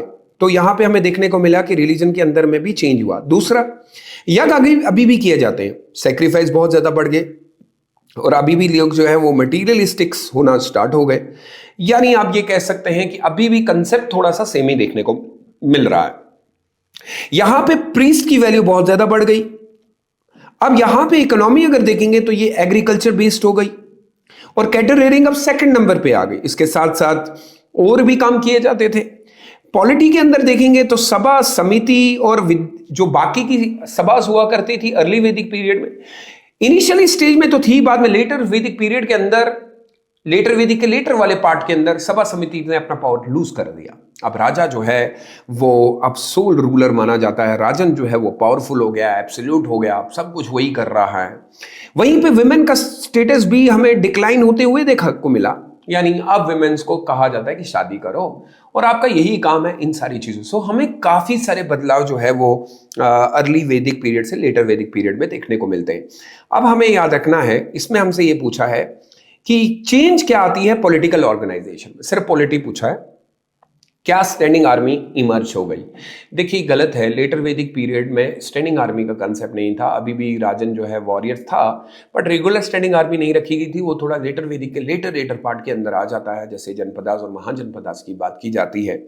कहता है कि सभा समिति जो है वो प्योरली डिक्लाइन हो गया। तो मैं ये जरा करेक्ट करवा देता हूं। Sabha samiti loss is important as a monarchy, वो नहीं रहा वैसा, तो ये स्टेटमेंट करेक्ट बनेगी। वहीं पे किनशिप जो है become a hereditary and powerful, सही है। मैंने अभी आपको कहा कि letter Vedic period strong hereditary monarch, राजा आप किसी की नहीं सुनेगा और राजा को आप हटा भी नहीं सकते हो। वहीं पे कहता है कि किंग को असिस्ट करता था council called parishad and various officials भी उसके साथ हुए जाते थे। मैंने अभी बताया पुरोहित, सेनानी, ग्रामीणी, सारे तो उसी के पार्ट हुआ करते थे। तो यहां पे हमें स्टेटमेंट जो है वो 1 2 3 4 सारी स्टेटमेंट एग्जैक्टली मैच कर रही हैं। लेकिन एक बात आपको याद रखना है, the concept of A standing army emerge is incorrect. ये बिल्कुल गलत होगा क्योंकि अभी नहीं आई है। तो हम सिर्फ ये कहेंगे कि इसका मतलब है स्टेटमेंट नंबर 2, स्टेटमेंट नंबर 3 और statement number 4 is correct. The right answer will be A B. तो अब यहां पे जाएंगे अब, क्योंकि concept of standing army emerge नहीं हुई। वो लेटर वैदिक किंग जो है वो, मैं फिर से कह देता हूं कि राज्यंस असेंबलीज जो हुआ करती, बट रेगुलर स्टैंडिंग आर्मी बिल्कुल भी नहीं होती थी। Now moving towards question number 25, अगर 26 पे हम 25 पे जाते हैं तो 25 क्या कहता है। अब ये अर्ली वैदिक पीरियड का इकोनॉमी के बारे में जो मैं आपको बता चुका हूं। देखिए, अर्ली वैदिक पीरियड मैंने अभी आपको पढ़ाया, अब आप इजीली कर सकते हैं। Agriculture was the main occupation and land revenue was a major source of income. मैंने अभी आपको बताया था कि अर्ली वैदिक में इकोनॉमी जो है वो पेस्ट्रोल होती थी, एग्रीकल्चर नहीं। लैंड रेवेन्यू सिस्टम तो था ही नहीं अभी। Cattle rearing was considered a chief source of wealth. Very good, बिल्कुल सही है। मैंने अभी कहा गाय को गो कहा जाता है वेल्थ, और गवष्टी के शब्द यूज हुए सर्च फॉर काउ। तो इर्द गिर्द हम कहीं पे कैटल के ही घूम रहे थे, बहुत सारे वर्ड यूज हुए। बार्टर सिस्टम प्रिवेलेंट हुआ करता था, सिक्कों का इस्तेमाल नहीं हुआ, सही है। और क्राफ्ट और ट्रेड जो है डेवलप हो चुका था इस स्टेज में, बिल्कुल इनकरेक्ट है। ओनली स्टेटमेंट नंबर 2 एंड 3 जो है करेक्ट है, बाकी गलत होंगे। उम्मीद है अब आपको इजी लग रहा होगा। No let's move toward question number 26। Later Vedic period के बारे में पूछा है और यहां पे हमने बात की गई है लेटर वैदिक पीरियड इकोनॉमी के बारे में। मैं इससे पहले आपको बता ही चुका हूं कि यहां पे पॉइंट है कि expansion of agriculture due to the use of iron implement. तो मैंने आपको कहा था कि यहाँ पे हमें महाभारत रामायण में देखने को मिलता है कि बेसिकली आयरन टूल्स का इस्तेमाल हुआ, उसमें उन्होंने फॉरेस्ट को, एग्रीकल्चर को स्प्रेड किया है और यही वजह है कि इतने पावरफुल भी बने। कहते हैं कि प्राइवेट ओनरशिप भी आ चुकी थी, सही ऑप्शन है। और importance of cattle wealth decline हो गई। देखिए कैटल के बारे में मैंने अभी कहा कि अर्ली वैदिक पीरियड के अंदर कैटल की वैल्यू बहुत ज्यादा थी, लेकिन लेटर वैदिक पीरियड में एग्रीकल्चर की वैल्यू ज्यादा हो गई तो कैटल यहाँ डिक्लाइन हुए और वहीं अर्बन सिटीज जो है लार्ज स्केल ट्रेड करने लगी। तो देखिए ये इनकरेक्ट है। Urban emergence of urban centre जो बेसिकली बने हैं वो थोड़ा सा लेट बने। ये कहना कि अर्बन सेंटर उसी समय बन गए, ऐसा बिल्कुल भी नहीं था। तो the right answer of this particular question is 1, 2 and 3 means the right answer is only A. तो ए इसका राइट आंसर होगा। अब बड़ा सिंपल सा रखा होगा, आगे आगे क्वेश्चन बहुत सिंपल से, अगर आपने वो एक बार समझ लिया। अब हम चलते हैं 27 को मैच करने के लिए। वो बोल रहा है, जैसे वो ये क्या कह रहा है कि वैदिक टर्म्स कुछ यूज हुए, उनको अपने मीनिंग के हिसाब से हमें जोड़ना है। जैसे सभा का जो शब्द यूज होता है वो काउंसिल ऑफ एल्डर होता है, असेंबली ऑफ पीपल नहीं होता। एल्डर्स को कहा जाता था जो बड़े उस समय हुआ करते थे अर्ली वैदिक पीरियड के अंदर। समिति, इट्स असेंबली, पॉपुलर असेंबली हुआ करती थी। और मैंने पहले भी आपको कहा कि आप ये समझ लीजिए कि जो असेंबली ऑफ द पीपल उस समय हुआ करती बहुत पॉपुलर हुआ करती थी। वहीं पे विधाता का जो शब्द यूज होता है ये मिलिट्री और रिलीजियस, यानी कि जो सी है वो 3 के साथ मैच हो रहा है प्रॉपर्ली। जना मीन्स ट्राइब और पीपल, बिल्कुल सही है। तो the right answer will be A C. C के साथ आप देखेंगे ए 2 के साथ मैच हो रहा है, बी 1 के साथ, तो right answer is C. Now क्योंकि these are the factual information, इसमें आपको उतना ज्यादा इधर उधर कुछ करना नहीं है। अब क्वेश्चन नंबर 28 को समझते हैं। इसमें भी वही चीज जो मैंने रिलीजन के बारे में और रिचुअल्स के बारे में वैदिक पीरियड में बताया। मैंने कहा अर्ली वैदिक पीरियड के अंदर नेचर वर्शिप डोमिनेटेड थी, क्योंकि ऋग्वेद वर्शिप में बताता है कि अग्नि और इंद्र वरुण को बहुत माना गया। मैंने इससे पहले भी बताया। तो नेचर वर्शिप, क्योंकि हमें कोई आइडल वगैरह नहीं मिले और टेम्पल वगैरह का भी कोई कंसेप्ट नहीं था। सैक्रिफाइस के बारे में मैंने कहा कि अर्ली में भी थे और लेटर में भी थे। लेटर वैदिक में तो ज्यादा हो गए और इवन इलॉबरेट किए जाते थे और प्रीस्ट की वैल्यू भी बहुत ज्यादा बढ़ गई। वहीं पे कंसेप्ट ऑफ रीबर्थ और कर्मा जो है वो एब्सेंट इन द ऋग्वेदिक, यानी ऋग्वेद में ये कंसेप्ट थे ही नहीं। देखिए ये करेक्ट है, rebirth and karma absent in the Rigvedic because concept develop in later Vedic, जैसे उपनिषद थॉट्स आ गए। तो उपनिषद के अंदर ये कर्म वगैरह के बारे में बात की गई। फिर कहता है कि philosophical separations of the Upanishad begin in the early Vedic phase. Incorrect, Upanishad belongs to the later Vedic period, तो वो अर्ली के साथ कोई कंसेप्ट नहीं है। तो इसमें जो हमारी 4th पॉइंट है वो इनकरेक्ट दिखा रहा है, बाकी सारी करेक्ट है। Mean the right answer is B 1, 2 and 3। उम्मीद है कि आप साथ में इसको नोट डाउन भी करते जाएंगे। अब 29 के बारे में भी मैं आपको जो एक्सप्लेनेशन बताई थी वही है कि कह रहा है कि women enjoy equal access to education in both period. नहीं, अर्ली में था, लेटर में नहीं था, मैंने आपको बताया। Practice of sati, child marriage begin in early Vedic period. नहीं, ये लेटर में है, बस इतना याद रखना, both begin in the later, not Rigvedic. Later Vedic period में विमेन को एक्सक्लूड किया गया पॉलिटिकल असेंबली में से। बिल्कुल सही है, मैंने कहा कि विमेन जो है वो इतनी पावरफुल नहीं रही, उनका तो स्टेटस डिक्लाइन हो गया लेटर वैदिक पीरियड में। और window could remarry in the early Vedic period, ये भी करेक्ट है। ऋग्वेदिक सोसाइटी परमिट करती थी नियोगा को। सो आपको क्या याद रखना है वो बहुत इंपॉर्टेंट है। विमेन एंजॉय एक्सेस नहीं है, so the right answer to this question is 29 goes to the D, that the 3 and 4। बस ये फैक्चुअल है, फिर मैं कह रहा हूं इसमें कोई लॉजिक वगैरह ऐसी चीजें नहीं है, आपको कंपैरिजन करके चलना है। क्वेश्चन नंबर 30 में कहता है which of the following literary sources provide information of early and later Vedic period. कितना सिंपल है, हमारे पास 4 वेदास हैं, ऋग्वेद, यजुर्वेद, सामवेद, अथर्ववेद, बहुत इंपॉर्टेंट वेद है। और अभी इसमें ऋग्वेद, यजुर्वेद, फिर कहते हैं उपनिषद और क्या ब्राह्मणास। तो मैं एक बात बड़ा क्लियर कर देता हूं। देखिए याद रखिएगा, ऋग्वेद की अपनी ब्राह्मणास, ऋग्वेद की अपनी आर्यंकास और ऋग्वेद की अपनी उपनिषद होती है। यानी हर वेद की पर्टिकुलर अपनी वेद, अपनी आर्यंका होगी, अपनी ब्राह्मणा होगी और अपनी उपनिषद होगी। तो यहां पे ये सारी स्टेटमेंट सही है, क्योंकि हमें अर्ली और लेटर वैदिक पीरियड में, अर्ली में हमें ऋग्वेद दी जाती है, फिर अर्ली के अंदर सॉरी लेटर वैदिक में यजुर्वेद, फिर उपनिषद जो कि गुप्ताओं के टाइम पे कंप्लीट की गई, ब्राह्मणास, बहुत इंपॉर्टेंट इंफॉर्मेशन। तो इसमें हमारे सारे स्टेटमेंट सही है, 1, 2, 3 and 4। Now moving toward the question number 31, which of the following God, भगवान। देखिए कितना सिंपल मैंने बताया था। लेटर वैदिक पीरियड में बहुत पावरफुल हो गया। मैंने कहा लेटर वैदिक पीरियड के अंदर जो अर्ली वैदिक पीरियड के एक गॉड थे वो चेंज हो गए, यानी इंद्र, अग्नि, वरुणा बदल गए और प्रजापति द क्रिएटर बन गया। एनसीईआरटी में भी ये मेंशन है। उसके बाद कहते हैं इंद्र, विष्णु और रुद्रा के बारे में आप क्या मानते हैं लेटर वैदिक पीरियड में? इंद्र, विष्णु और रुद्रा। तो यहां पे इंद्र जो है अपनी इंपॉर्टेंस लूज कर चुका है, तो विष्णु को माना जाता था और रुद्र भी था। तो यहां पे एक ही और जो और लेकर रहा है वो इंद्र है, क्योंकि वो अर्ली वैदिक पीरियड में था। तो right answer will be A. Facts. इसके बाद 32 में वो फिर से वही फैक्चुअल है कि ऋग्वेद कौन सी किताब है, सामवेद क्या देती है, यजुर्वेद क्या देती है और अथर्ववेद। देखिए पहले तो ये समझ लीजिए, ये जितने भी पेयर्स हैं, जैसे ऋग्वेद हिम्स यानी मंत्र प्रेजिंग गॉड, तो ये माना जाता है कि ऋग्वेद में जितने भी मंत्र आपको देखने को मिलेंगे वो भगवान के प्रति दिए गए। इंद्र को बुलाया जा रहा है, अग्नि के बारे में बात की जा रही है। सामवेद एक ऐसी किताब है जिसमें मेलोडीज और चांटिंग के बारे में बताया गया है तो सोर्स ऋग्वेद का ही, बिल्कुल सही है। यजुर्वेद रिचुअल्स के बारे में बताती है, सही है। और Atharvaveda magical spell and charms के बारे में बताती है। सो ऑल दिस एक्सप्लेनेशन जो आपको मेंशन की गई है वो सही है। Now moving towards the question number 33, इसमें हमें ये पूछा गया है कि social organisation letter Vedic period में कैसी थी।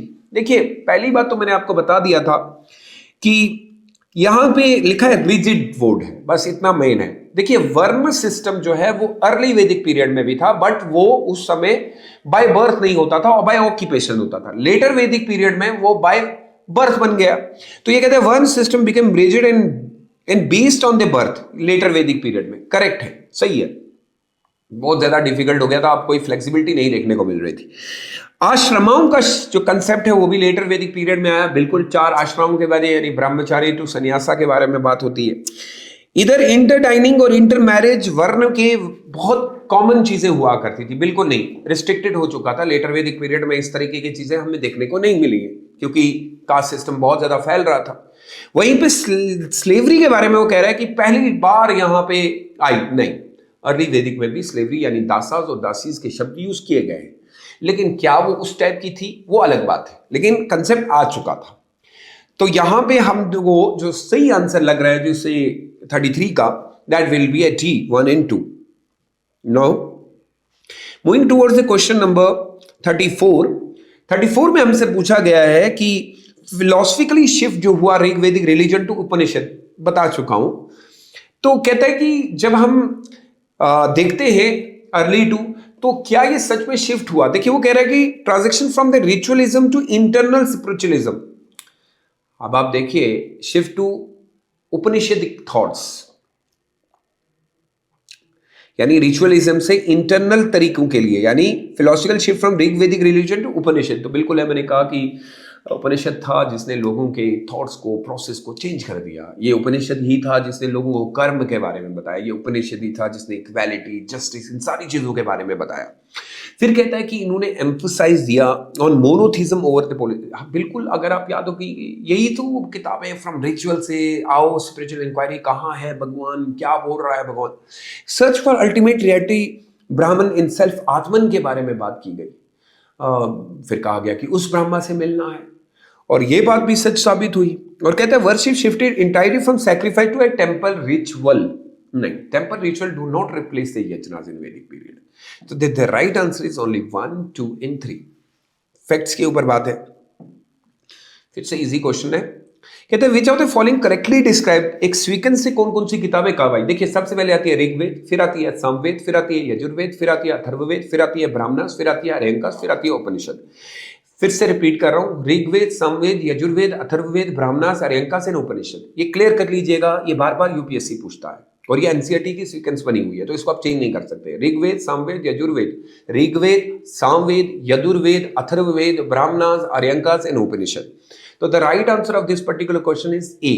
ए में ऋग्वेद है, सामवेद है, यजुर्वेद है, अथर्ववेद है, ब्राह्मणस है, अरण्यकास है, उपनिषद है।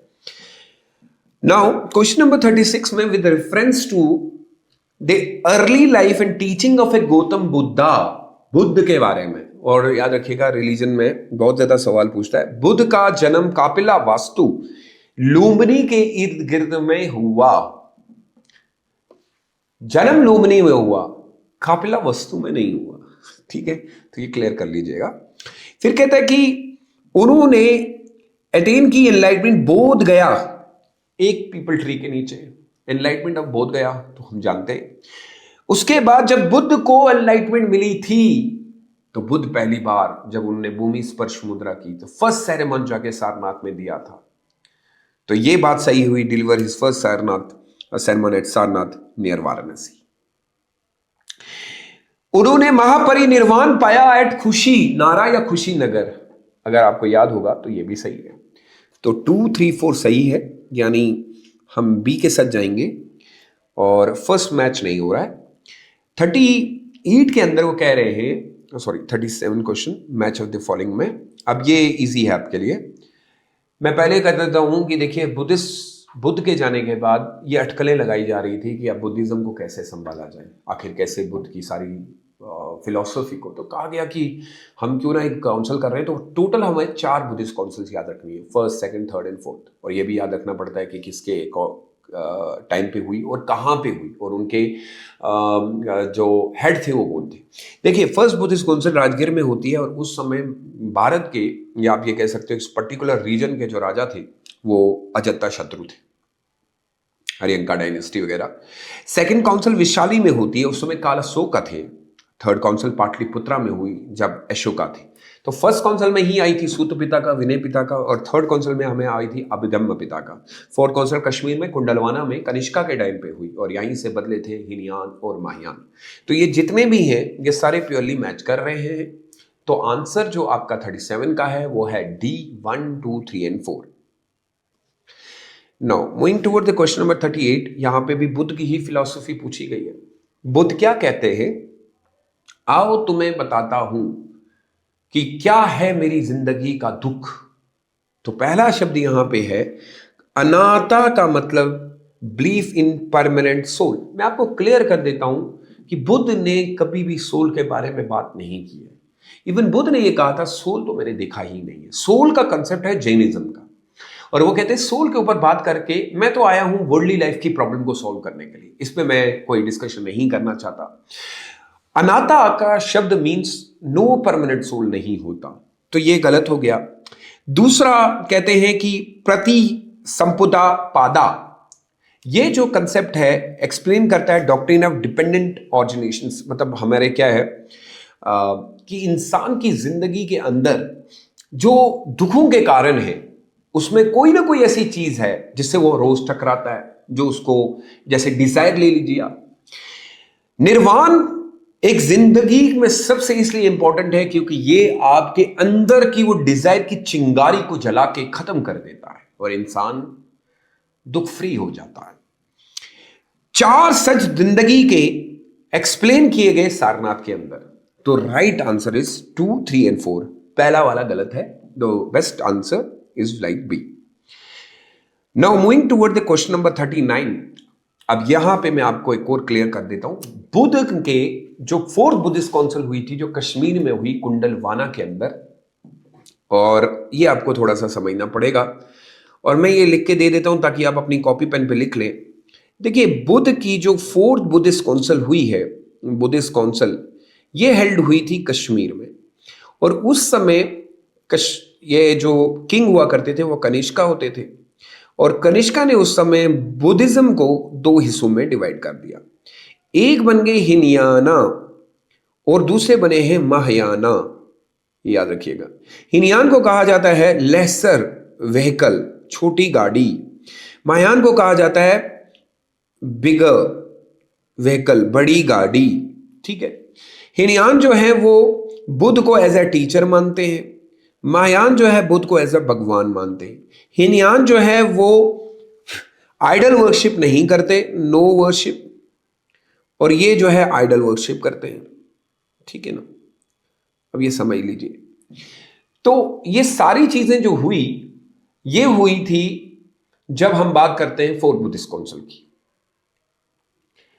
अब यहां पे अगर आप देखेंगे तो हमें क्वेश्चन पूछा गया कि Mahayana Buddhism introduced idol worship and concept of a Bodhisattva.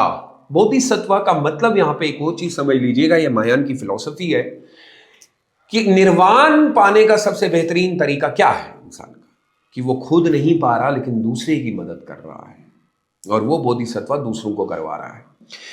इसका एम्फसाइज है individual celebration through strict monastic life के तौर पे नहीं, लिबरल है महायान, इतने ज्यादा स्ट्रिक्ट नहीं होते। It regarded Buddha as a divine being, yes, वो मानते हैं कि बुद्धा डिवाइन है। It spread primarily in Sri Lanka and Myanmar, it spread in China and Japan, not Sri Lanka, वहां पे दूसरा फैला। तो the right answer of this question is A only 1 and 3। मुझे उम्मीद है आप जब बुद्ध के ऊपर पूछा जाए तो आप इजीली बता सकते हैं। अब जैनिज्म के बारे में बात करता हूं। देखिए, जैनिज्म के बारे में मैं थोड़ा क्लियर कर देता हूं। जैनिज्म की फिलॉसफी बड़ी सिंपल सी है। जैनिज्म ये मानते हैं कि जिंदगी का जो सबसे बड़ा मकसद है वो सोल के इर्द गिर्द में घूमता है, और सोल के बारे में वो ये कहते हैं कि हर चीज में होता है। इनके कंसेप्ट जो है तीर्थंकर्स के थ्रू चलते हैं, यानी तीर्थंकर्स मतलब टीचर, और इनके जो टीचर हैं अगर आप देखेंगे जो सबसे इंपॉर्टेंट, एक तो जो फर्स्ट है, जो हम फाउंडर कह सकते हैं, फर्स्ट तीर्थंकर ऋषभा थे, लेकिन सबसे इंपॉर्टेंट माने जाते हैं 23rd पार्श्वनाथा, और फिर लास्ट में 24th तीर्थंकर मतलब महावीरा। ये इंपॉर्टेंट है, और इन्हीं दो को लेके एक टोटल आप टीचिंग कह सकते हैं बुद्धिज्म की है। जैनिज्म, यहां पे सवाल हमसे ये पूछा गया है कि आप जैनिज्म में ये बताइए कि ऋषभ देव जो है वो फर्स्ट तीर्थंकर है, सही है। पार्श्वनाथ 23rd तीर्थंकर है, ये भी सही है। महावीर ने प्रीच किया doctrine of 3 Ratnas, right faith, right knowledge, right conduct. इसको कहा जाता है सम्यग् दर्शन, सम्यग् ज्ञान and samyag charitra. Jainism completely reject the concept of karma and rebirth. Jainism accept the karma and rebirth. Only statement 4 is wrong. ऊपर की जितनी भी स्टेटमेंट वो सही है, मतलब the right answer is 1, 2 and 3। Now moving toward the question number 41। अब हम ऑलरेडी, मैंने आपको जैनिज्म के बारे में कुछ बताया, और अब इसमें हमें सेक्ट के बारे में बताना है। मैं इससे पहले कि हम इस क्वेश्चन को करें, याद रखिएगा कि यूपीएससी सबसे ज़्यादा सेक्ट के बारे में क्वेश्चन पूछता है। जैसे मैंने आपको महायान हीनयान के बारे में बताया, इसी तरीके से जैनिज्म के अंदर में भी अगर हम नोट करें तो जैनिज्म में भी बहुत सारे सेक्ट देखने को मिले। लेकिन मेजरली अगर हम बात करें तो जैनिज्म में जो सेक्टिज्म आया है वो मेजरली 2 हिस्सों में डिवाइड हो जाता है। एक तो हमारे दिगंबर्स रहते हैं, एक ही बार कर लीजिए, इसके रिगार्डिंग फिर कोई भी क्वेश्चन होगा स्मूथली कर सकते हैं, और दूसरे हमारे श्वेतांबर्स रहते हैं। अब आपको ये समझना है कि बेसिकली ये सारी जो चीज़ें हुई ये आपके महावीर के बाद हुई। अब दिगंबर्स के बारे में बात करें तो ये कहते हैं कि इंसान की जो मोक्ष वगैरह है वो न्यूडिटी पे ऊपर होता है, मतलब ये प्रैक्टिस करते हैं, कपड़ा बिल्कुल नहीं पहनते, और इनका ये मानना है कि जो विमेन होती है ना उसको मोक्ष नहीं मिलता है, और उसको मोक्ष पाने के लिए पहले इस दुनिया से जाना पड़ेगा, फिर से रीबर्थ होगा, और फिर वो मेल होगा। तो हम ये कह सकते हैं कि ये बहुत ही ज़्यादा रिजिड और बहुत ही ज़्यादा कंजर्वेटिव है। ठीक है। वहीं पे जब हम श्वेतांबर्स की बात करते हैं तो ये कपड़े पहनते हैं, लेकिन कलर जो आपको देखने को मिलेगा वो बिल्कुल वाइट रहेगा। इवन ये विमेन्स को भी कहते हैं कि उनको मोक्ष मिलेगा, उसके लिए यानी यहाँ पे हमें विमेन्स की फ्रीडम देखने को मिलती है, और ये आइडल्स को भी मानते हैं और बहुत ज्यादा डेकोरेटेड किए जाते हैं, ऑर्नामेंट्स भी दिए जाते हैं।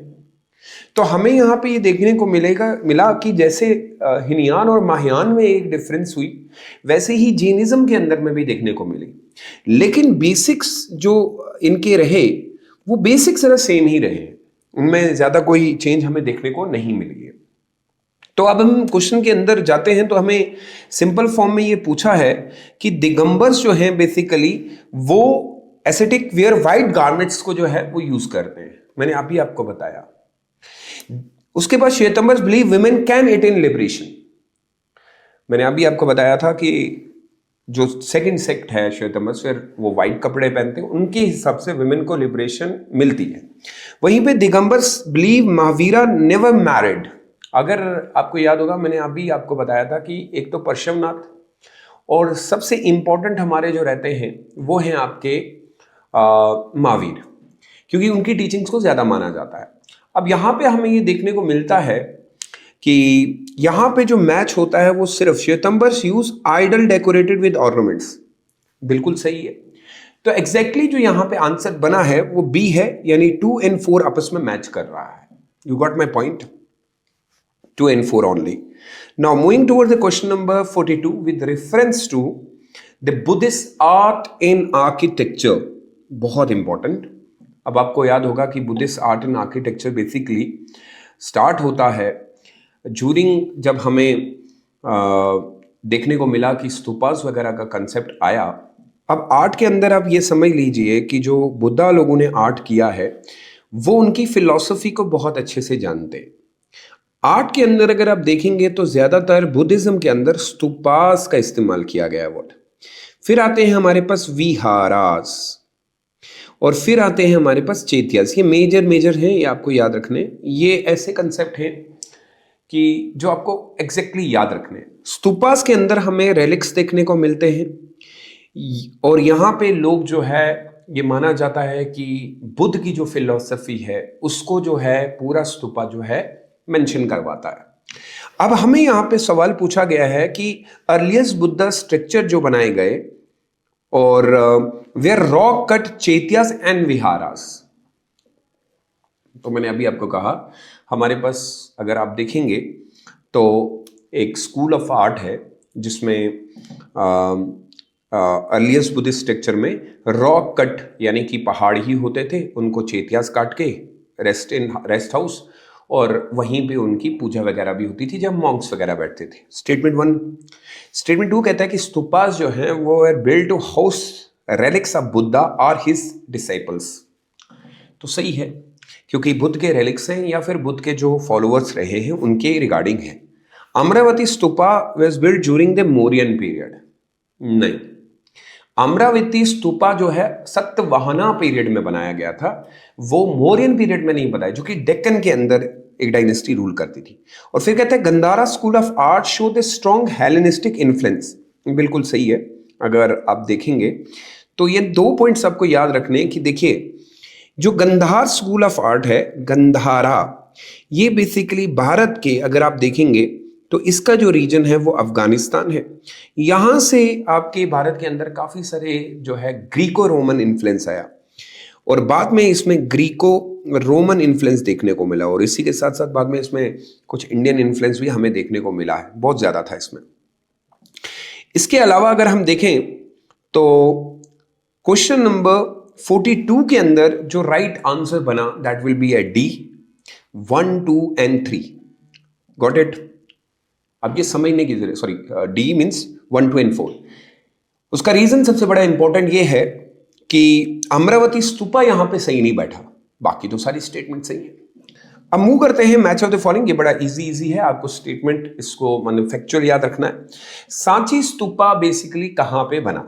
ठीक है, सांची स्तूपा मौर्यन ने बनाया, पोस्ट मौर्यन पीरियड में भी बना, और ये था पीरियड, क्योंकि अगर आपको याद होगा कि हम ये मानते हैं कि बुद्ध के टाइम पे काफी सारे स्तूपास बने, बाद में उनको रिबिल्ड किया गया था शुंग के पीरियड में, पहले तोड़े गए। फिर हमारे पास है बारबर केव्स जो कि अशोकन पीरियड्स की है, बिल्कुल सही है, ये मौर्यन पीरियड के टाइम पे आई। फिर अजंता केव गुप्ता पीरियड के टाइम पे, और अलोरा जो है वह राष्ट्रकूटा पीरियड के टाइम पे। तो एग्जैक्टली इस क्वेश्चन 1 2 3 4 सब मैच हो रहे हैं, रिमेंबर। तो स्टेटमेंट बेस्ड है। तो let's move toward question number 44। बड़ा इंटरेस्टिंग सा सवाल पूछा है और शायद मैंने इसके बारे में आपसे इससे पहले डिस्कस भी किया कि consider the following statement regarding the second Buddhist council. Vaishali में हुई थी और ये फर्स्ट बुद्धिस्ट काउंसिल के बाद जो सुत पिटका और विनय पिटका लिखा गया उसके ऊपर बहुत लड़ाइयाँ होना शुरू हो गई थी। फिर सेकंड बुद्धिस्ट काउंसिल जो है वो इसीलिए लाई गई थी काल अशोका के टाइम पे कि जो डिस्प्यूट है उनको किसी तरीके से ठीक किया जाए। सेकंड बुद्धिस्ट काउंसिल के ऊपर ये सवाल है कि ये सेटल करने के लिए लगाई गई थी कि जो डिस्प्यूट है the interpretation of Vinay Pitaka rules उसके लिए सही। मैंने अभी आपसे कहा कि इशू ये था कि शायद उनको ये लगता था कि बहुत ज़्यादा रिजिड हो गई है और बहुत ज़्यादा चीज़ें स्ट्रिक्ट लिख रही हैं, उसमें से कुछ कमी करिए।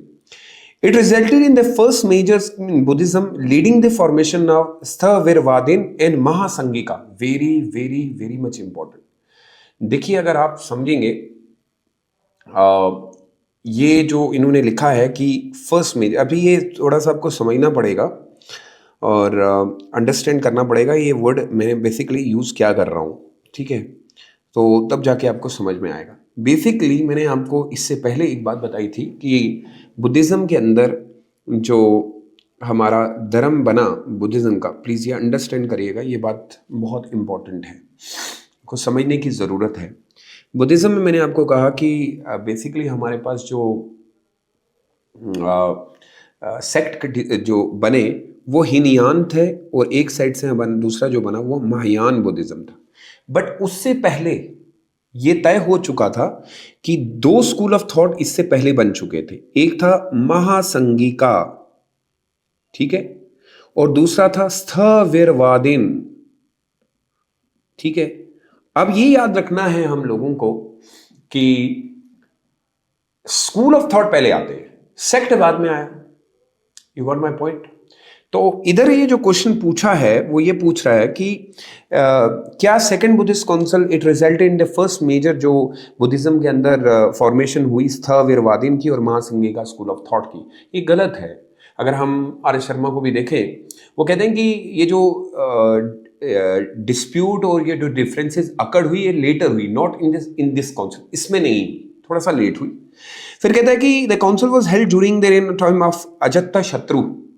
ये भी गलत है क्योंकि ये तो काल अशोका के टाइम पे हुई थी, अजातशत्रु के अंदर तो फर्स्ट बुद्धिस्ट काउंसिल हुई थी।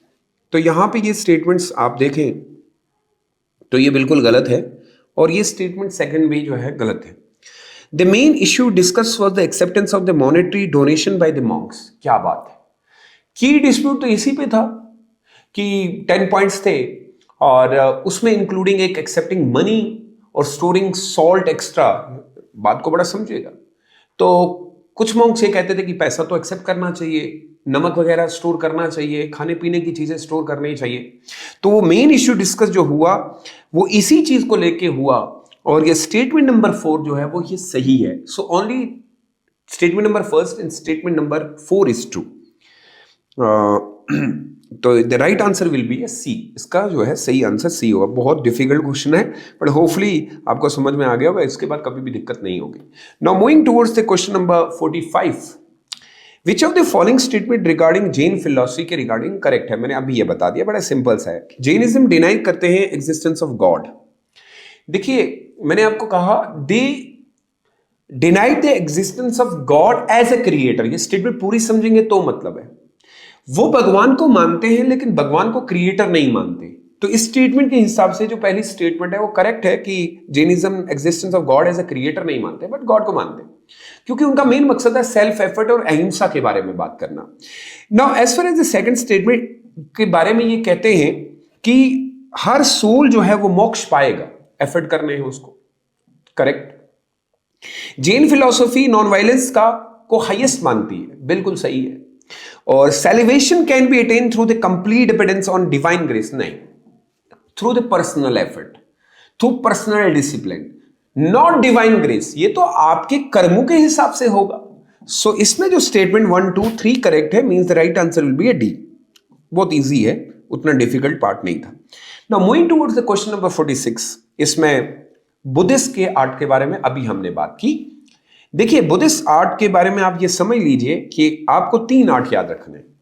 पहला आर्ट जो आता है भारत के अंदर वो है गंधारा, तो गंधारा स्कूल ऑफ आर्ट। दूसरा हमारा आता है मथुरा स्कूल ऑफ आर्ट, और तीसरा आता है हमारा Amravati school of art. 3 he school हैं, बस सिंपल याद रखिएगा। लेकिन गंधार जो है इसमें हमें इंडो ग्रीको जो है इन्फ्लुएंस देखने को मिलता है। भारत का जो मथुरा स्कूल ऑफ आर्ट जो भी कनिष्का के टाइम पे फैला, और इसमें ये मान सकते हैं कि कुषाण ने गंधार को भी और मथुरा स्कूल ऑफ आर्ट को फ्लोरिश किया, लेकिन इसमें जो है हमें इंडियन एसेंस बहुत ज्यादा देखने को मिला, भारतीय। और अमरावती भी इंडियन है, बट क्योंकि अमरावती बहुत लेट आया, आप ये समझ लीजिए। और हर डायनेस्टी ने मथुरा स्कूल ऑफ आर्ट को फ्लोरिश किया। मथुरा स्कूल ऑफ आर्ट के अंदर जो मूर्तियां तैयार हुआ करती थी वो आप ये समझ लीजिए बहुत ज्यादा they were tolerant toward other religion as well. Gandhara school of art में ज्यादातर बुद्ध को ही दिखाया गया है। अब यहां पे स्टेटमेंट आप समझ लीजिए, वो कहता है with reference to the Buddhist art Mathura art was influenced by Greco Roman style. Mathura art नहीं, मथुरा आर्ट जो है वो इंडिजीनियस है। जो मैंने अभी गंधार के अगर पर्सपेक्टिव में ही लिखा हो गया होता तो सही है, क्योंकि उधर बुद्ध को दिखाया गया है। गंधार आर्ट बुद्ध को डिपिक्ट करता है in human form from the first time. आप समझिए, गंधार आर्ट ने रियलिस्टिक ह्यूमन बुद्धा दिखाया। फिर कहते हैं Amravati art use it white marble integrates narrative reliefs. ये अमरावती स्कूल ऑफ आर्ट के बारे में बिल्कुल सही है। और Sarnath art of Gupta period emphasise spiritual calmness दिखाया गया, बहुत शांति स्वभाव। तो 2, 3 and 4 are true statement, means the B is the right answer. अब आपको बहुत इजी लग रहा होगा क्योंकि आप एक बार वो समझ लेते हैं। देखिए अब एक और फिलॉसफी आ गई है, इस पे थोड़ी सी बात कर सकते हैं। जैनिज्म के अंदर कुछ स्कूल ऑफ थॉट्स है। जैनिज्म ये मानता है कि किसी भी चीज को समझने के लिए और किसी चीज को अंडरस्टैंड करने के लिए अलग अलग स्कूल ऑफ थॉट्स होते हैं। पहले वो एक देते हैं अनेकांतवाद, ठीक है, अनेक मतलब डिफरेंट। और दूसरी उनकी जो है सद्यवादा, 2 स्कूल ऑफ थॉट। ये जैनिज्म की मेजर फिलॉसफी है कि किसी भी चीज की इस दुनिया में किसी को सच का पता नहीं है। तो कोई भी चीज अगर सामने रखी जाती है उसके अनेक प्रकार के पर्सपेक्टिव हो सकते हैं। और सत्यवाद जो सत्य है वो एज अ ह्यूमन बीइंग हमें नहीं, क्योंकि वो मानते हैं कि जो तीर्थंकर्स हैं उनको तो सब कुछ पता है। तो यहां पे अगर आप देखेंगे तो वो कहते हैं anekantavada teach the reality is multifaceted and can not be accept absolutely. Correct है। कोई ये कह दे कि मुझे सब कुछ पता है और रियलिटी के बारे में मैं सब, रियलिटी यहां पे क्या है, यूनिवर्सल सोल, और उसके अलग perspective and can not be accepted, कोई भी इसको एक्सप्रेस नहीं कर सकता कि ये एब्सोल्यूट है। वहीं पे सत्यवादा, ये भी एक फिलॉसफी है। The theory of conditional prediction कर सकते हैं, मे बी इन रिस्पेक्ट कि मैंने कुछ देखा, आप समझ रहे हैं। और Jainism reject the theory of karma, Jainism accept the theory of karma. तो स्टेटमेंट 3 गलत होगी। Ahimsa and aparigraha are the 2 essential verb for monks, ये सही है। The right answer will be 1, 2 and 4। बहुत इजी लग रहा होगा अब आपको। Now moving towards the question number 48, which of the following feature are common in both Jainism and Buddhism. बहुत सिंपल फैक्चुअल इंफॉर्मेशन है, कुछ ज्यादा नहीं है। दोनों का कंपैरिजन पूछा है। दोनों में यह माना गया है कि कर्म और रीबर्थ होता है, सही है, याद रखिएगा। बहुत ने रिजेक्ट किया वेदिज्म को, रिलीजियस रिचुअलिज्म को, कर्म और रीबर्थ पे प्रीच नॉन वायलेंस, ना कभी किसी से कुछ लेंगे, neither accepted eternal creator god, rejection of authorities of the Veda, सही है। उन्होंने नॉन वायलेंस की, इथिकल लिविंग की बात की, belief in internal creator of god. तो स्टेटमेंट नंबर, अगर आप belief in eternal creator god है, वो नहीं है। मैं बार बार कह रहा हूं गॉड का शब्द यहां पे यूज नहीं हुआ है, but 1, 2 and 3 is the right answer. बहुत सिंपल है ये। Moving towards the question number 49, अब यहां पे बुद्धिस्ट काउंसिल को याद कर लीजिए। देखिए बुद्धिस्ट काउंसिल के अंदर मैंने कहा था, फर्स्ट बुद्धिस्ट काउंसिल के अंदर त्रिपिताका, वैसे 3 नहीं लिखी गई, 2 ही आई थी, Vinaya and Sutta Pitaka. Tripitaka is divided into Vinaya Pitaka, Sutta Pitaka and Abhidhamma Pitaka. इसको 3 बास्केट भी कहा जाता है, ठीक है। अब याद रखिएगा, पहली स्टेटमेंट जो हमारी है वो त्रिपिटका के ऊपर है। दूसरा ये कहता है the earliest Buddhist text were compose in Pali language, Pali, very good. तीसरी चीज कहता है Mahayana text were compose mainly in Sanskrit, Mahayana Sanskrit use करते थे और हिनयान पाली करते थे। Jataka tale belong to the Abhidhamma Pitaka, Jataka's tale belongs to Sut Pitaka, not Abhidhamma Pitaka. So 1, 2 and 3 is the right answer. ठीक है? Moving toward the question number 50, consider the following statement about the spread of Jainism. अभी जैसे हमने Buddhism का देखिए Jainism जो है वो स्प्रेड कैसे होता है। कोई भी धर्म के लिए सबसे इंपॉर्टेंट है कि वहाँ की डायनेस्टीज, मैंने अभी आप ये समझ लीजिए किसी भी धर्म को, वो जैन हो या बौद्ध हो, तो जैन धर्म को सबसे ज्यादा फायदा हुआ था चंद्रगुप्ता से। ठीक है, चंद्रगुप्ता ने साउथ तक फैलाया। इसके बाद मुझे याद आता है कि कुछ जैनिज्म रिसीव करता है, ये बेसिकली साउदर्न साइड से इनको मिलता है और हमारी कुछ डायनेस्टी थी और इसमें एक डायनेस्टी थी चालुक्यंस, बहुत बड़ी डायनेस्टी थी, और कदम्बास हमारी एक डायनेस्टी थी, कदम्बास। ये कुछ डायनेस्टीज है और कुछ फिर हमें राष्ट्रकूटा से भी देखने को मिले। तो हम ये मान चुके हैं कि किसी भी धर्म को आगे बढ़ने के लिए एक अच्छी डायनेस्टी का होना जरूरी है। Jainism spread mainly in western and southern India, southern में उनको कदम्बाज और चालुक्यास ने बहुत फायदा किया। Chandragupta Maurya, very important, adopted Jainism and migrated to Shravana Belagola, जहां पे फिर उनकी डेथ भी हो गई थी। Bhadrabahu was prominent Jain monk during the Mauryan period, सही है, वो भी साथ गए थे चंद्रगुप्त मौर्य का, शरवन बोला हुआ। जैनिज्म नेवर रिसीव ए रॉयल पैट्रोन इन साउथ इंडिया, गलत है, साउथ में तो फैला था वो। तो the right answer will be 1, 2 and 3, means D is the right answer. Now moving towards the question number 51। अब